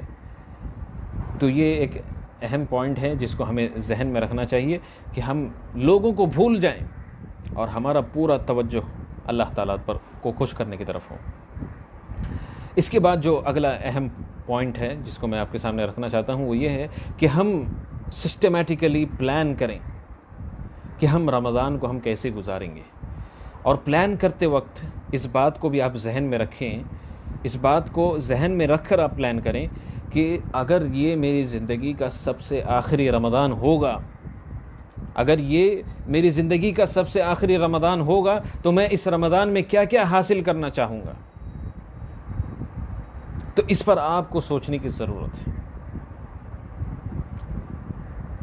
تو جب آپ اس طرح سے سوچیں گے، آپ کی پلاننگ واقعی انداز میں حقیقی معنوں میں بہت ہی سسٹمیٹک پلاننگ ہوگی۔ آپ اس بات کو سیریسلی لیں، یہ ہو بھی سکتا ہے کہ آپ کی زندگی کا یہ آخری رمضان ہو، تو اسی لیے آپ بہترین پلاننگ کریں۔ اور اس سیشن کے بعد فوراً میں آپ سب سے ریکویسٹ بھی کروں گا کہ آپ اپنی ڈائری میں ان پوائنٹس کو لکھیں کہ اگر میری زندگی کا یہ آخری رمضان ہوگا تو میں اس رمضان میں کیا کیا حاصل کرنا چاہوں گا۔ یہ آپ نوٹ کر لیں، اپنے گولز کو سیٹ کریں۔ اس کے بعد جو چھٹا پوائنٹ ہے، جو 6th ٹپ ہے بہترین رمضان بنانے کے لیے، وہ یہ ہے کہ روزے کے دوران بلکہ پورے رمضان میں جو ایک بہت اہم کام ہم کر سکتے ہیں وہ اللہ تعالیٰ کا ذکر ہے،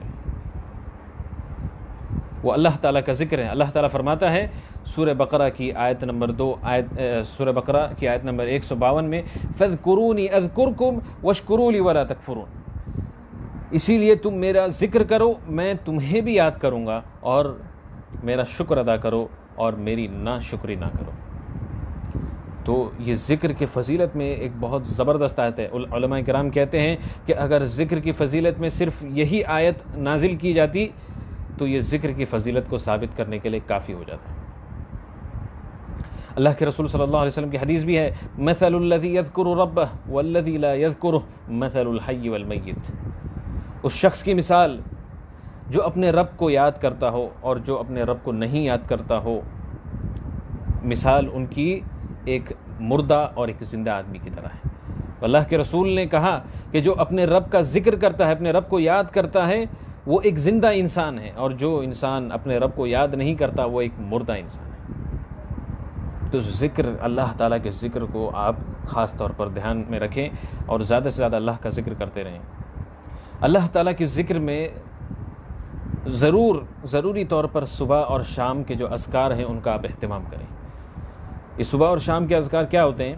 یہ وہ چند دعائیں ہیں جو اللہ کے رسول صلی اللہ علیہ وسلم ہر صبح اور ہر شام میں پڑھتے تھے، تو آپ اس کا ضرور اہتمام کریں، اور اگر آپ اس رمضان کے دوران اس کا اہتمام کرتے ہوئے اس کی عادت بنا لیں گے تو انشاءاللہ ہمیشہ کے لیے اللہ تعالیٰ کی حفاظت میں آپ رہیں گے، اور ہر شر سے، ہر شیطان، ہر بری طاقت سے اللہ تعالیٰ آپ کو محفوظ رکھے گا۔ اور جب ہم ذکر اللہ تعالیٰ کا کریں تو عادت والا ذکر نہیں کریں، بس سبحان اللہ سبحان اللہ سبحان اللہ سبحان، اس طرح سے نہیں کرنا ہے، بلکہ پورے دل اور دماغ کے ساتھ ہمارا پورا فوکس اللہ تعالیٰ کی عظمت پر ہونا چاہیے۔ ہم محسوس کریں اللہ تعالیٰ کی عظمت کو، اللہ تعالیٰ کی کبریائی کو ہم محسوس کریں، اللہ تعالیٰ کی محبت ہمارے دل میں ہو، تو یہ اصل ذکر ہے جو ہمیں فائدہ پہنچائے گا۔ اللہ تعالیٰ کی ذکر میں جو سب سے افضل ذکر ہے وہ ہے قرآن مجید کی تلاوت کرنا۔ ہمیں چاہیے کہ اس رمضان میں ہم قرآن کے ساتھ ایک گہرا تعلق قائم کریں، اس کی تلاوت کرنے کے ساتھ ساتھ اس کو معنی کے ساتھ سمجھ کر پڑھیں، اس کی تعلیمات پر ہم عمل کریں، اور جہاں تک ہو سکے اس کے پیغام کو ہم لوگوں میں پھیلائیں۔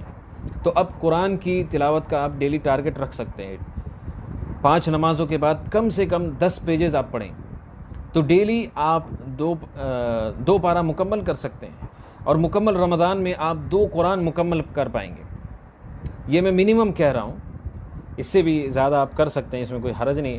اور لیکن یہاں پر ایک بات یہ ہے کہ بہت سارے لوگ ہیں جو کہتے ہیں میں 20 قرآن ختم کروں گا، 25 قرآن ختم کروں گا، اس طرح سے کہتے ہیں۔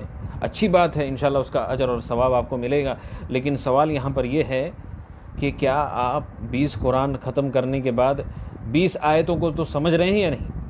آپ اس جانب سوچیں۔ 20 قرآن ختم کرنے کے بعد، 10 قرآن ختم کرنے کے بعد آپ 10 آیتوں کو یا 20 آیتوں کو تو کم از کم سمجھ رہے ہیں یا نہیں؟ اس پر آپ غور کریں۔ قرآن، اتنے سارے قرآن ختم کرنے کے بعد کیا آپ کی زندگی میں آپ کوئی تبدیلی لا رہے ہیں یا نہیں؟ اس بارے میں آپ غور کریں۔ تو اب ہم بات کرتے ہیں کہ قرآن کو سمجھنے کی پلاننگ ہم کیسے کریں۔ اب جس طرح سے اس مرتبہ ہمارے پاس بہت زیادہ فیملی ٹائم ہے، تو اس میں کوشش کریں کہ ایک شیڈول بنا لیں آپ، کہ ڈیلی مثال کے طور پر اماں پارے کی جو صورتیں ہیں ان کے ساتھ آپ شروعات کریں، اور ڈیلی آپ ٹارگٹ سیٹ کریں کہ ڈیلی ہم اتنے صورتیں پڑھیں گے۔ پورے رمضان کے لیے اماں پارے کا ٹارگٹ سیٹ کریں، اور ڈیلی بھی آپ یہ ٹارگٹ سیٹ کریں کہ اس دن ہم اتنے صورتیں مکمل کریں گے، اس دن اتنے صورتیں مکمل کریں گے۔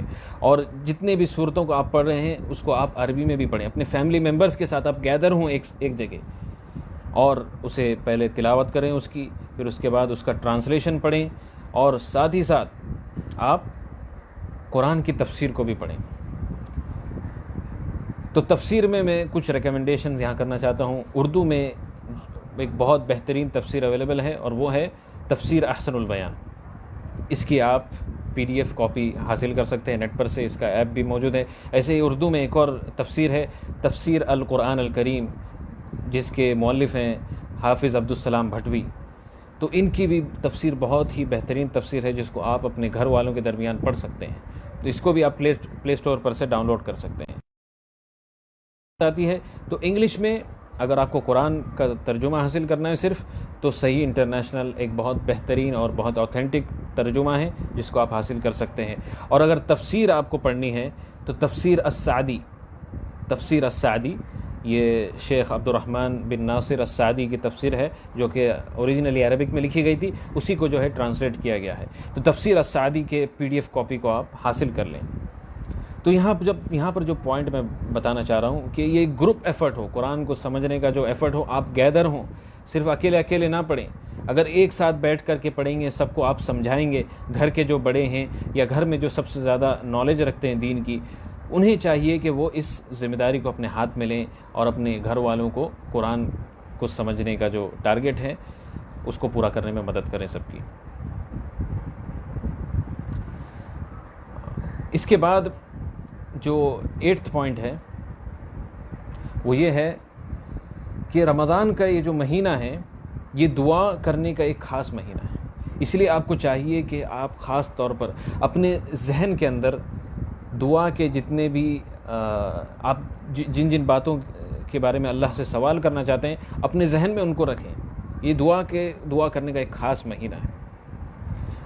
قرآن میں آپ غور کریں تو جس آیت میں اللہ تعالیٰ نے روزے کو فرض قرار دیا، یعنی آیت نمبر 185 ٹھیک اسی آیت کے بعد اللہ تعالیٰ آیت نمبر 186 میں فرماتا ہے وَإِذَا سَأَلَكَ عِبَادِي عَنِّي فَإِنِّي قَرِيبٌ أُجِيبُ دَعْوَةَ الدَّاعِ إِذَا دَعَانِ فَلْيَسْتَجِيبُوا لِي وَلْيُؤْمِنُوا بِي لَعَلَّهُمْ يَرْشُدُونَ۔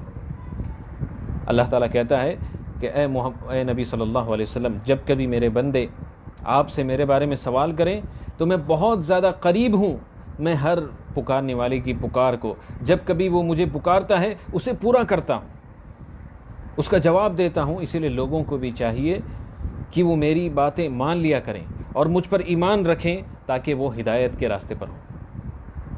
تو دعا کی آیت ٹھیک روزے کی آیت کے بعد آئی ہے۔ اس سے ہمیں سمجھ میں آتا ہے کہ دعا اور روزے کے درمیان کتنا گہرا تعلق ہے۔ آج ہوتا یہ ہے کہ ہم دعا کرتے ہیں لیکن ہماری دعاؤں میں اللہ تعالیٰ پر یقین نہیں ہوتا ہے، ہم اللہ تعالیٰ پر ویسا یقین نہیں کرتے اور ویسا بلیف نہیں ہوتا جیسا ہونا چاہیے۔ اس لیے اللہ کے رسول صلی اللہ علیہ وسلم نے اپنی حدیث میں فرمایا، سنن ترمذی کی حدیث نمبر 3479، ادعوا اللہ وانتم موقنون بالاجابہ واعلموا ان اللہ لا يستجیب دعاء من قلب غافل لاہن۔ اللہ تعالیٰ سے دعا کرو اس حالت میں کہ تم اس بات پر یقین کرتے ہو کہ اللہ تعالیٰ تمہاری دعاؤں کو قبول کرے گا۔ یقین رکھو کہ اللہ تعالیٰ تمہاری دعاؤں کو قبول کرے گا، تمہاری دعاؤں کا جواب دے گا۔ اور اس بات کو بھی یاد رکھیے کہ اللہ تعالیٰ ایسے شخص کی دعا قبول نہیں کرتا جو دعا کو غفلت کی حالت میں اور کھیل تماشے کی حالت میں کرتا۔ تو رمضان کے دوران افطاری کے وقت سے پہلے کا جو وقت ہوتا ہے، 5 سے 10 منٹ کا جو وقت ہے، یہ بہت ہی قیمتی وقت ہے۔ ایسے ہی رات کے جو لاسٹ 1/3 کا جو حصہ ہے، یعنی رات کے آخری تہائی کا جو حصہ ہوتا ہے، یہ ان اوقات میں سے ہے جس میں اللہ تعالیٰ ہماری دعاؤں کو سنتا ہے۔ اسی لیے اگر آپ کے پاس کوئی پریشانی ہے، آپ کسی پریشانی سے گزر رہے ہیں، تو ڈائریکٹ اللہ تعالیٰ کو پکاریں، کیونکہ اللہ تعالیٰ خود حکم دیتا ہے وَقَالَ رَبُّكُمْ ادْعُونِي أَسْتَجِبْ لَكُمْ، کہ تمہارا رب کہتا ہے ادعونی، مجھے پکارو میں تمہاری دعاؤں کو قبول کروں گا۔ اللہ تعالیٰ نے یہ نہیں کہا کہ ہاں ان کا وسیلہ لے کر آؤ، ان کا وسیلہ لے کر آؤ، بلکہ اللہ نے کہا ڈائریکٹ مجھے پکارو۔ اس کے بعد جو اگلا اہم پوائنٹ ہے جس کے بارے میں ہمیں دھیان رکھنے کی ضرورت ہے وہ یہ ہے کہ ہم شب قدر کو اس کا حق ادا کرنے کے سلسلے میں پلاننگ کریں۔ شب قدر یہ رمضان کے نہایت ہی اسپیشل فیچرز میں سے ہے۔ یہ رمضان کے آخری 10 دنوں کی طاق راتوں میں سے کسی ایک طاق رات کو ہوتی ہے، یعنی جو آڈ نائٹس ہوتے ہیں ان آڈ نائٹس میں سے کسی ایک آڈ نائٹ کو ہوتی ہے، اور یہ وہ رات ہے جو ہزاروں مہینوں سے افضل ہے۔ ایسی رات کسی اور اسلامی مہینے میں نہیں ہوتی ہے۔ اس طرح کی رات ہمیں کسی اور اسلامی مہینے میں نہیں ملتی. یہ سب سے بہترین اور سب سے افضل ترین رات ہے. اگر ہم لیلۃ القدر جیسی رات کو اگر ہم گوا دیں گے تو سمجھ لیجئے یہ زندگی کا ایک بہت بڑا نقصان ہے. اور اس رات سے غافل بھی وہی لوگ ہوتے ہیں جو اپنا نقصان کرنا چاہتے ہیں. تو بہت ضروری ہے کہ ان راتوں میں ہم زیادہ سے زیادہ اللہ تعالیٰ کی عبادت کریں, اللہ تعالیٰ سے مغفرت طلب کریں, اور ہماری جتنے بھی حاجات ہیں اللہ تعالیٰ کے سامنے رکھیں, اللہ تعالیٰ کو پکاریں, گڑ گڑائیں, اللہ تعالیٰ کے سامنے روئیں, کیونکہ اللہ تعالیٰ کو یہ بہت پسند ہے. اور خاص طور سے اس دعا کو پڑھتے رہیں, اللہم انک عفو تحب العفو فاعف عنی, کہ اللہ تو سب سے زیادہ معاف کرنے والا ہے, تو معاف کرنا پسند کرتا ہے, اسی لیے مجھے معاف فرما دے. اور یہ بات کو بھی یاد رکھیے کہ آپ جو آخری 10 دن ہوں گے اس میں آپ سوشل میڈیا کو پوری طرح سے کٹ آف کر لیں, اپنے آپ کو سوشل میڈیا سے پوری طرح سے کٹ آف کر لیں, ان ساری چیزوں سے دور, کیونکہ یہ بہت ہی قیمتی وقت ہے. اگر اس کو ہم گوا دیں گے تو یہ زندگی کا نقصان ہے. یہ صرف ایک مہینے کا نقصان نہیں بلکہ یہ پوری زندگی کا ایک بہت بڑا نقصان ہے. تو آئیے اب ہم اپنے اگلے پوائنٹ کی طرف بڑھتے ہیں. اگلا پوائنٹ یہ ہے, تراویح کے سلسلے میں ایک بہت بڑا سوال اٹھ رہا ہے کہ اب تراویح کی نماز جماعت میں تو نہیں ہوگی, اور جو لوگ جن کے گھروں میں حافظ نہیں ہیں ان کو تو بہت بڑی پریشانی آئے گی. تو اب کیا کیا جائے, بغیر حافظ کے تراویح کیسے پڑھی جائے؟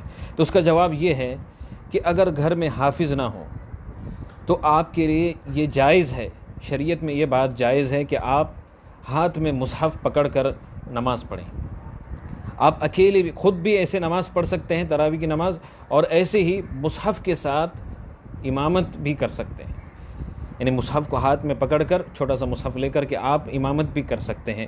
اس کی دلیل میں آپ کو بتا دوں, صحیح البخاری کے اندر کتاب الاذان میں امام بخاری رحمہ اللہ نے ایک باب باندھا ہے. اس باب کا نام ہے باب امامت العبد والمولا, باب جس میں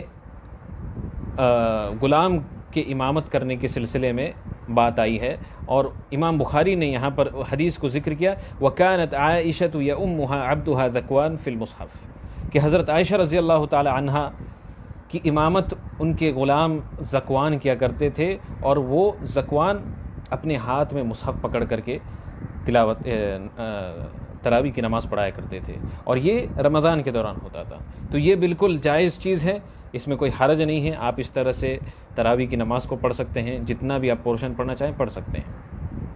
ایک اور یہاں پر اہم ایشو اٹھا ہے, اور وہ ہے ورچوئل تراویح کا. کچھ لوگ جو ہیں ورچوئل تراویح کرنے کی سوچ بھی رہے ہیں, اور اب تک جو ہے آپ یہ بھی دیکھیں گے کہ جب سے لاک ڈاؤن شروع ہوا ہے, ہندوستان کے کچھ ایسے شہر ہیں جہاں پر کچھ لوگوں نے ورچوئل جماعت چالو کر دی ہیں. یعنی جو فرض نماز ہے اس کو ورچوئل طریقے سے پڑھ رہے ہیں. تو یاد رکھیے کہ یہ بالکل غلط کانسیپٹ ہے, اور یہ بالکل غلط کام ہوگا جو شریعت کے خلاف ہے. اور اس کی وجہ یہ ہے کہ جماعت کا جو کانسیپٹ ہے وہ یہ ہے کہ لوگ فزیکلی گیدر ہوں. فزیکل گیدرنگ ہوتی ہے جماعت کے اندر, تو جب فزیکل گیدرنگ ہوگی تب جماعت میں پڑھ سکتے ہیں. لیکن یہ جو ورچوئل گیدرنگ ہوتے ہیں, میلوں دور ہوتے ہیں ایک دوسرے سے, اور جو ہے نماز جماعت میں پڑھ رہے ہوتے ہیں, یہ بالکل غلط چیز ہے جس کو ہمیں اوائڈ کرنے کی ضرورت ہے. اس کا نیکسٹ پوائنٹ یہ ہے کہ ہم اپنے فیملی ممبرس کو اور ہمارے رشتہ دار کو ان کے حقوق ادا کریں, ان کے ساتھ ایک بہترین معاملہ ہم کریں. کیونکہ اس وقت ہمارے پاس بہت زیادہ فیملی ٹائم, ہمیں چاہیے کہ ہم کوالٹی ٹائم سپینڈ کریں اپنے فیملی ممبرس کے ساتھ. گھر کے کاموں میں ہم ہاتھ بٹائیں, صرف یوں ہی بادشاہ بن کر نہ بیٹھے رہیں, بلکہ گھر کے اندر جو کام ہیں ان میں گھر والوں کی مدد کریں. صاف صفائی کا کام ہے, جو بھی کام ہے اس میں آپ مدد کرنے کی کوشش کریں. اس سے محبت آپس میں بڑھتی ہے. ساتھ ہی ساتھ آپ ٹالرنس کو اپنائیں, کیونکہ آپ گھر والوں کے ساتھ رہ رہے ہیں تو برداشت کرنے کی سیکھیں, ایک دوسرے کو برداشت کرنا سیکھیں. اور ساتھ ہی ساتھ جو ہے آپ گھر والوں کے ساتھ جس طرح سے رہ رہے ہیں تو آپ ڈیلی ایک روٹین بنا سکتے ہیں کہ آپ اس وقت میں قرآن کے جو سٹوریز ہیں, اسلامک سٹوریز ہیں, ان کو سب کے سامنے رکھیں. ایسے ہی آپ اپنے لائف کے سٹوریز بھی ایک دوسرے کے ساتھ شیئر کر سکتے ہیں. اس کے ذریعے سے ایک ہیلدی انوائرمنٹ کریٹ ہوتا ہے. اور ساتھ ہی ساتھ تربیت پر بھی غور کریں. جو والدین ہیں اپنے بچوں کی تربیت پر غور کریں, اور اگر کوئی غلطی ہو رہی ہے تو اس کو صحیح طریقے سے اس کی اصلاح کریں. ڈانٹیں نہیں, پھٹکاریں نہیں, ڈی مورلائز نہ کریں, سامنے والے کو نیچا نہ دکھائیں, اس کو اچھے انداز میں جو نبی صلی اللہ علیہ وسلم کا طریقہ تھا اصلاح کرنے کا, اس طریقے کو اپنائیں. اس پیریڈ میں لوگوں کو 2 چیزوں کی جو ہے, اس لاک ڈاؤن کے پیریڈ میں 2 چیزوں کی بہت زیادہ ضرورت ہے. وہ کون سی؟ پہلی چیز رزق کی, اور دوسری چیز لوگ چاہتے ہیں کہ ان کی زندگی صحیح سلامت رہے, یعنی صحت مند رہیں. تو اللہ کے رسول صلی اللہ علیہ وسلم نے حدیث کے اندر فرمایا, بخاری کی حدیث نمبر 2067, اللہ کے رسول نے کہا, من سرہ ان یبسط له فی رزقہ وینسأ له فی اثرہ فلیصل رحمہ.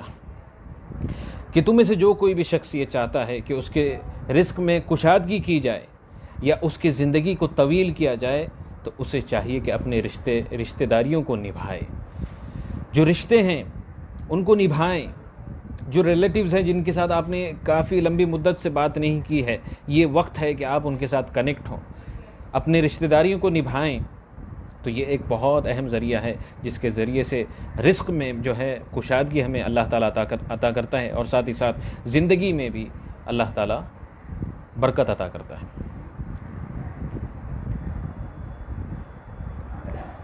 اس کے بعد جو نیکسٹ پوائنٹ ہے وہ یہ ہے کہ ہم علم نافع حاصل کریں. اس میں ہمارے پاس بہت زیادہ وقت ہے, علم نافع حاصل کریں. یہ بہت سنہرا موقع ہے کہ ہم علم حاصل کریں. آج انٹرنیٹ ہی جو ہے ایک اہم ذریعہ ہے ہمارا علم حاصل کرنے کے لیے. تو کیونکہ اس وقت ہم بکس بھی آرڈر نہیں کر سکتے, تو اب انٹرنیٹ ہی ذریعہ ہے, تو یہاں پر کچھ باتیں رکھنا چاہوں گا. آج انٹرنیٹ پر جو ویب سائٹس ہیں ان میں کئی سارے ایسے ویب سائٹس ہیں جن کے نام بہت اسلامک نظر آتے ہیں, بہت اسلامک آپ کو دکھیں گے. الاسلام.org, احمدیہ.org فار ایگزامپل. تو آپ کو چاہیے کہ آپ خبردار رہیں ان ویب سائٹ سے, کیونکہ یہ اسلامی نام رکھتے ہیں اور یہ در حقیقت شیعوں کی ویب سائٹ ہوتی ہے, قادیانیوں کی ویب سائٹ ہوتی ہے, رافضوں کی ویب سائٹ ہوتی ہے. تو آپ خبردار رہیں, کیونکہ یہ بہت عام چیز بن چکی ہے انٹرنیٹ پر. اور صرف آتھینٹک سورسز سے آپ علم حاصل کریں. جو آتھینٹک سورسز ہیں, for example international open university, جو کہ پہلے اسلامک آن لائن یونیورسٹی کے نام سے جانی جاتی تھی, انہوں نے جو ہے اس لاک ڈاؤن پیریڈ میں ان کے جتنے بھی ڈپلوما کورسز ہیں ان سب کو فری کر کے رکھا ہے. 31 مئی تک یہ ساری کورسز فری ہیں. تو آپ بیسک اسلامک نالج کو حاصل کرنا چاہتے ہیں تو اس آتھینٹک سورس کے ذریعے سے حاصل کریں. ایسے ہی علمانسٹیٹیوٹ.com بھی ایک ویب سائٹ ہے. ساتھ ہی ساتھ کتابوسنت.com یہ ایک ویب سائٹ ہے جس پر بہت ساری اردو کتابیں, اس آتھینٹک اردو کتابیں آپ کو ملیں گی. اور اسلامک ٹی وی چینلز ہیں جیسے i+TV ہے, پیس ٹی وی ہے, الہدا ٹی وی وغیرہ, ان سارے چینلز کو آپ دیکھتے رہیں. اب اور ایسے ہی آتھینٹک اسلامک کتابوں کا بھی آپ مطالعہ کر سکتے ہیں, جیسے سیرت کی جو کتابیں ہیں ان کا آپ مطالعہ کریں. اگر آپ کو اسلامی تاریخ میں شوق ہے اس کا آپ مطالعہ کریں. تو بہت سارے ہمارے پاس آپشنز اویلیبل ہیں, لیکن آپ ان میں سے صرف آتھینٹک کو چوز کریں. صرف جو آتھینٹک سورس ہیں اسی سے آپ علم حاصل کریں. یہ بات کو آپ یاد رکھیے. اور ایسے ہی بہت سارے دروس بھی شروع ہو چکے ہیں. بہت سارے علماء کرام, بہت سارے اہل علم, انہوں نے لائیو دروس شروع کیے ہیں. ان دروس میں آپ اپنے آپ کو انرول بھی کر سکتے ہیں انشاءاللہ.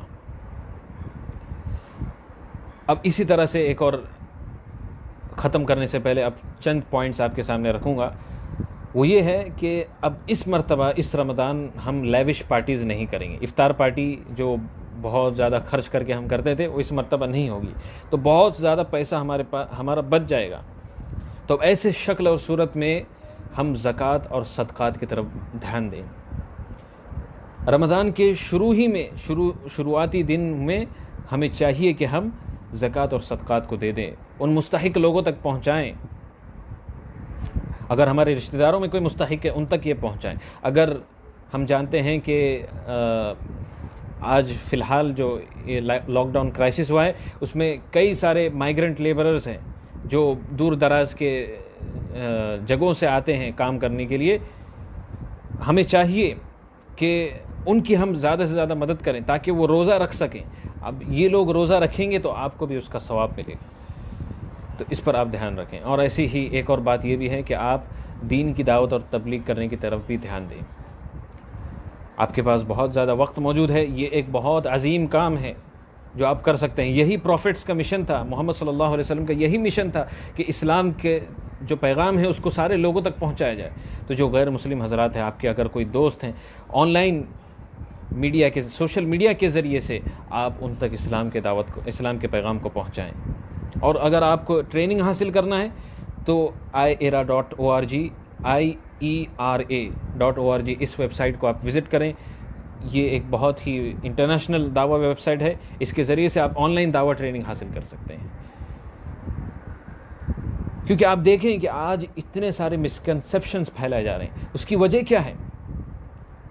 خود آج جو کرونا وائرس کا جو معاملہ چل رہا ہے، اس میں آپ دیکھ رہے ہیں کہ کتنے سارے مسکنسیپشنز پھیلائے جا رہے ہیں مسلمانوں کے بارے میں، اسلام کے بارے میں۔ اس کی وجہ کیا ہے؟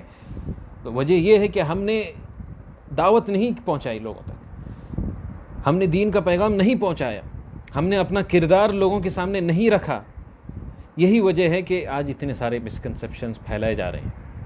اس لیے یہ ایک فارگاٹن ڈیوٹی ہے جس کو ہمیں اس رمضان کے اندر ادا کرنے کا ایک سنہرا موقع مل رہا ہے، اس میں ہم ادا کریں اور پروفیٹک مشن کو ہم آگے بڑھائیں۔ اب کن کن چیزوں کو ہمیں اپنے آپ کو ان سب سے دور رکھنا؟ ہاں، یہاں پر ایک کوشچن ہے اعتکاف کے سلسلے میں۔ اعتکاف کے سلسلے میں یہ یاد رکھیے کہ اس میں جو کریکٹ اوپینین ہے وہ یہی ہے کہ اعتکاف جو ہے صرف اور صرف مسجد میں ہوتا ہے۔ کچھ لوگوں نے یہ رائے بھی رکھی کہ اعتکاف جو ہے گھر میں کیا جا سکتا ہے، یہ غلط رائے ہے۔ اعتکاف ایک ایسی عبادت ہے جس کا تعلق مسجد سے ہے۔ اعتکاف کے اندر آپ گھر میں نہیں آ سکتے، تو گھر میں آپ کیسے اعتکاف کر سکتے ہیں؟ تو یہ جو ہے علماء کرام نے اس بارے میں یہ بات رکھی ہے، تو میں نے چاہا کہ آپ کو اس بارے میں بتا دوں۔ تو جن باتوں کا ہمیں خیال رکھنا ہے کہ ہم ان سب سے دور رہیں، ان میں یہ بات بھی ہے کہ ہم اپنی زبان کو کنٹرول میں رکھیں۔ روزے کے دوران زبان کا غلط استعمال نہ کریں، جھوٹ بات نہ کریں، بری باتیں نہ کریں، غیبت، چغلی، گالی دینا، ان ساری چیزوں سے آپ اپنے آپ کو دور رکھیں۔ اللہ کے رسول نے یہی کہا، من لم يدع قول الزور والعمل به فليس لله حاجة في ان يدع طعامه وشرابه، کہ جو شخص جھوٹ بات کو کہنا اور اس کے مطابق عمل کرنا نہیں چھوڑتا ہے، اللہ تعالیٰ کو کوئی پرواہ نہیں ہے کہ ایسا شخص اپنے روزے کے دوران کھانے پینے کو چھوڑ دے۔ اور ایسے ہی آپ سستی سے بچیں، سستی اور کاہلی کو ختم کریں۔ رمضان کے دوران سستی اور کاہلی سے دور رہیں، یہ ایک بہت بڑا بیریئر ہے، یہ آپ کو روکے گا بہت ساری چیزوں کو حاصل کرنے کے سے۔ اور ایسے ہی سوشل میڈیا کو کٹ ڈاؤن کریں، اگر ممکن ہو سکے تو پورے مہینے کے لیے سوشل میڈیا کو کٹ ڈاؤن کریں۔ اور میں جانتا ہوں یہ بہت مشکل چیز ہے لوگوں کے لیے آج، تو کم از کم میں یہ کہہ رہا ہوں کہ رمضان کے جو آخری 10 رات ہیں، آخری 10 دن ہیں، ان میں آپ سوشل میڈیا سے اپنے آپ کو دور رکھیں، کیونکہ یہ سوشل میڈیا جو ہے، یہ جس طرح سے جنک فوڈ کھانا ہمارے جسم کے لیے خطرناک ہوتا ہے، ویسے ہی یہ سوشل میڈیا ہمارے روح کے لیے خطرناک ہے، ہمارے روح کے لیے جنک فوڈ کی طرح ہے۔ تو آئیے ہم سب اپنے دل میں یہ عزم پیدا کریں، یہ ڈٹرمنیشن پیدا کریں کہ ہم اس رمضان کو اپنی زندگی کا سب سے بہترین اور سب سے یونیک رمضان بنائیں گے انشاءاللہ۔ ہمیں چاہیے کہ ہم جائزہ لیں کہ زندگی میں اتنے سارے رمضان آئے اور گئے، اور ہم نے ان سب سے کیا حاصل کیا، اب تک کے کیا حاصل کیا، اور اب ہم کیا حاصل کرنا چاہ رہے ہیں، اس پر بھی آپ غور کریں۔ کیا ہم نے اللہ تعالیٰ کو صحیح طرح سے پہچانا؟ ہم کس زندگی کو زیادہ ترجیح دیتے ہیں، دنیا کی دھوکے باز 4 دنوں کی زندگی یا آخرت کی ہمیشہ باقی رہنے والی بہتر زندگی؟ ہمارے نزدیک زندگی کا مقصد کیا ہے، اس پر آپ غور کریں۔ کیا ہم اللہ تعالیٰ کے احکامات کے سامنے اپنے نفسانی خواہشات کو ترجیح دیتے ہیں، یا ہم اللہ تعالیٰ کے احکامات پر عمل کرنے والے ہیں؟ اس بات پر بھی آپ غور کریں۔ اور ایسے ہی کیا ہم اپنے گھر والوں کو، اپنے آپ کو اور اپنے گھر والوں کو جہنم کی آگ سے بچا رہے ہیں یا نہیں، اس پر بھی آپ غور کریں۔ تو آخر میں کہنا چاہوں گا کہ ہم سب دل میں اس بات کو ڈال دیں کہ رمضان کو اپنا اس رمضان کو اب تک کا سب سے بہترین رمضان بنانا ہے انشاءاللہ۔ زندگی کے مقصد کو ہمیشہ آپ ذہن میں رکھیں، رمضان کے دوران زندگی کے مقصد کو ہمیشہ ذہن میں رکھیں کہ ہم اللہ تعالیٰ کی عبادت کے لیے پیدا کیے گئے ہیں۔ گناہوں سے آپ اپنے آپ کو رہا کریں، دلوں کو ہر طرح کے ہیٹریڈ سے، ہر طرح کے بغض اور حسد سے پاک اور صاف کریں، اور ہر طرح کی بیماریوں سے، اخلاقی بیماریوں سے پاک اور صاف کریں۔ ساری عبادتوں کو اخلاص کے ساتھ آپ ادا کریں، صرف اللہ تعالیٰ کو خوش کرنے کے لیے ادا کریں۔ اس رمضان کو قرآن کا رمضان آپ بنائیں، شب قدر کا آپ ہر طرح کے ذکر اور دعاؤں کا، استغفار اور توبہ کا زیادہ سے زیادہ اہتمام کریں، اور اللہ تعالیٰ اور ایسے ہی ایک اور بات یہ بھی ہے کہ جو رات کا آخری تہائی حصہ ہوتا ہے، لاسٹ 1/3 آف نائٹ ہے، اس میں آپ تہجد کا اہتمام کریں اور اللہ تعالیٰ سے خاص طور پر دعا کرتے رہیں، اور ایسے ہی فیملی والوں کے ساتھ ایک بہترین رمضان گزاریں تاکہ یہ رمضان ایک اچھی یادگار، ایک سویٹ میموری ہمارے لیے بن سکے۔ اور رمضان کے جتنے بھی ٹریننگ اسپیکٹس ہیں، رمضان جن جن باتوں کی ہمیں تربیت دے رہا ہے، اس پر بھی ہم غور کریں۔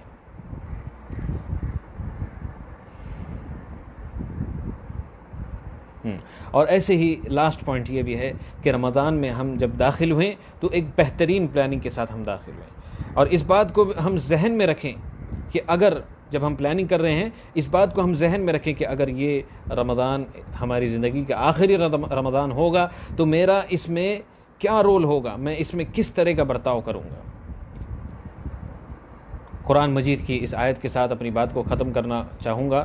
اللہ تعالیٰ فرماتا ہے وَاعْبُدْ رَبَّكَ حَتَّى يَأْتِيَكَ الْيَقِينُ، سورہ ہجر کی آیت نمبر 99، کہ اپنے رب کی عبادت کیے جاؤ یہاں تک کہ تمہیں موت آ جائے۔ تو یہ اللہ تعالیٰ کی عبادت کرنا یہ صرف رمضان کے لیے نہیں ہے میرے بھائیوں اور بہنوں، بلکہ یہ اپنے موت آنے تک کے اللہ تعالیٰ کی عبادت میں ہمیں لگے رہنا ہے۔ دل میں پھر سے خوشیوں کا پیغام آ رہا ہے، مبارک ہو مومنو، پھر سے رمضان آ رہا ہے۔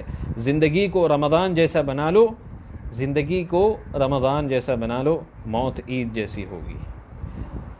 اسی کے ساتھ میں اپنے لیکچر کو یہیں پر ختم کرنا چاہوں گا۔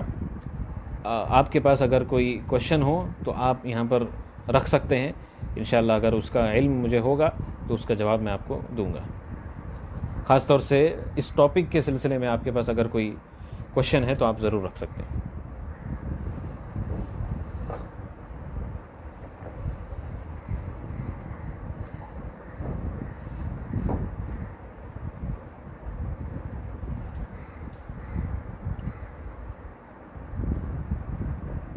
جی جزاکم اللہ خیرا، اٹس مائی پلیجر۔ یہ ٹیمز کی طرف سے یہ ایک اسپیشل سیشن رکھا گیا تھا تاکہ لوگوں کو اس ٹاپک کے سلسلے میں رہنمائی کی جا سکے۔ جزاکم اللہ خیرا۔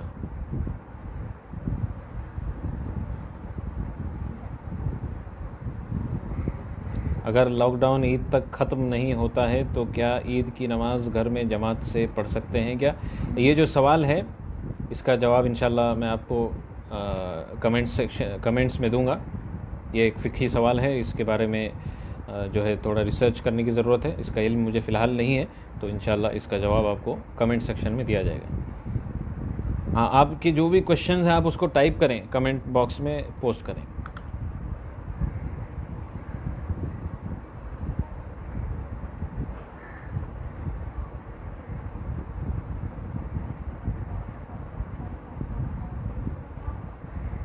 ہمارے پاس رمضان میں کون سی تسبیحات اور دعا پڑھیں؟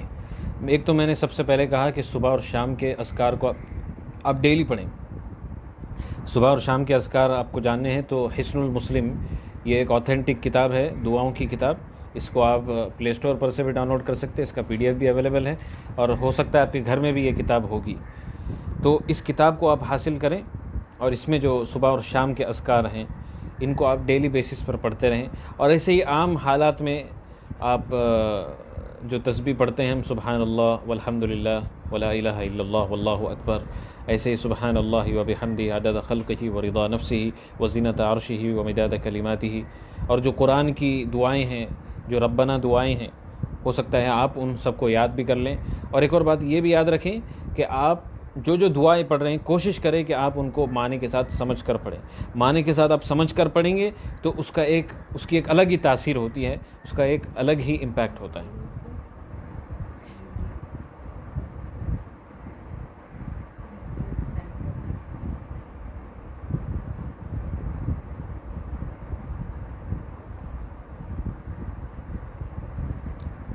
ہمارے پاس اور 1 منٹ کا وقت ہے انشاءاللہ, اس کے بعد. جی جزاکم اللہ خیرہ.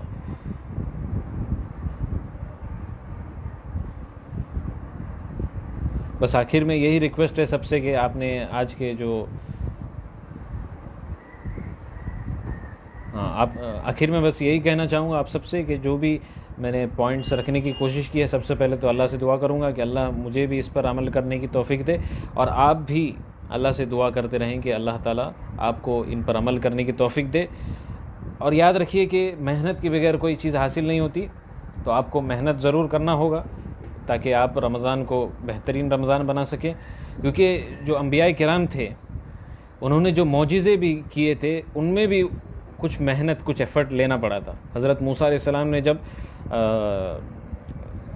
جو ان کا معجزہ تھا جس میں سمندر 2 حصوں میں ہو گیا تھا, اس میں بھی اللہ تعالیٰ نے کہا تھا اضرب بعصاک البحر, کہ آپ اپنی لاٹھی کے ذریعے سے سمندر کو ماریے. تو معجزے جو اللہ تعالیٰ کی طرف سے دیے جاتے ہیں ان میں محنت کرنے کی ضرورت تھی, تو یہاں پر تو اور زیادہ محنت کرنے کی ضرورت ہے. I don't remember big surah for Tarawih. What should I do? Is it okay to recite small surah in Tarawih? جزاک اللہ. ہاں, ایک تو یہ آپشن بھی ہے کہ آپ اگر چھوٹے صورتیں آپ کو یاد ہیں تو آپ اسی کے ذریعے سے تراویح پڑھ سکتے ہیں. اور میں نے جو دوسرا آپشن بتایا تھا آپ کو, اگر آپ لمبے سورے پڑھنا چاہتے ہیں, لانگر سوراز پڑھنا چاہتے ہیں, تو آپ مصحف کو ہاتھ میں لے کر کے نماز پڑھ سکتے ہیں. مصحف جو ہے قرآن کی کاپی کو مصحف کہتے ہیں, تو ایک چھوٹا سا مصحف آپ اپنے ہاتھ میں لے لیں, پاکٹ قرآن جو رہتا ہے اس کے ذریعے سے آپ لمبے سورت پڑھ سکتے ہیں.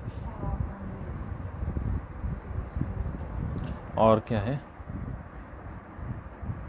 بچے گیمز نہ پلے کرے اس رمضان میں روزے کی حالت میں.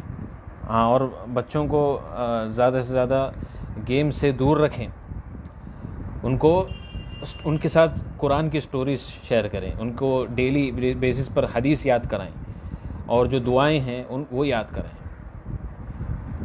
جی, یہاں پر حصن المسلم کا لنک آ چکا ہے. حصن المسلم جو بھی حضرات اس کو ڈاؤن لوڈ کرنا چاہتے ہیں, اس لنک کے ذریعے سے اسے ڈاؤن لوڈ کر سکتے ہیں. تو یہ جو ہے حصن المسلم, یہ ایپ انگلش میں بھی ہے, اردو میں بھی ہے, ہندی میں بھی ہے, مراٹھی میں بھی, ہر زبان میں آج آ چکا ہے ماشاءاللہ. تو اسی کے ساتھ جو ہے ہمارا وقت بھی یہیں پر ختم ہوتا ہے. اللہ تعالیٰ سے دعا کرتا ہوں کہ اللہ تعالیٰ ہمیں اس رمضان کو اپنی زندگی کا سب سے بہترین رمضان بنانے کی توفیق عطا فرمائے, اور ہمیں جب تک زندہ رکھے اسلام پر زندہ رکھے, اور جب موت دے تو ایمان کی حالت میں موت دے. اور ایسے ہی اللہ تعالیٰ سے یہ بھی دعا ہے کہ اللہ تعالیٰ جلد از جلد اس وبا کو, اس پینڈیمک کو اس دنیا سے اٹھا لے, تاکہ انشاءاللہ ہم عید کے وقت پھر سے ایک اور مرتبہ رمضان کی خوشیاں منا سکیں انشاءاللہ. اسی کے ساتھ قد قلت ما قلت ان صلحت فمن اللہ وان خطأت فمن نفسی والشیطان واستغفر اللہ لی ولکم ولسائر المسلمین من کل ذنب فاستغفروه انه هو الغفور الرحیم. السلام علیکم ورحمۃ اللہ وبرکاتہ.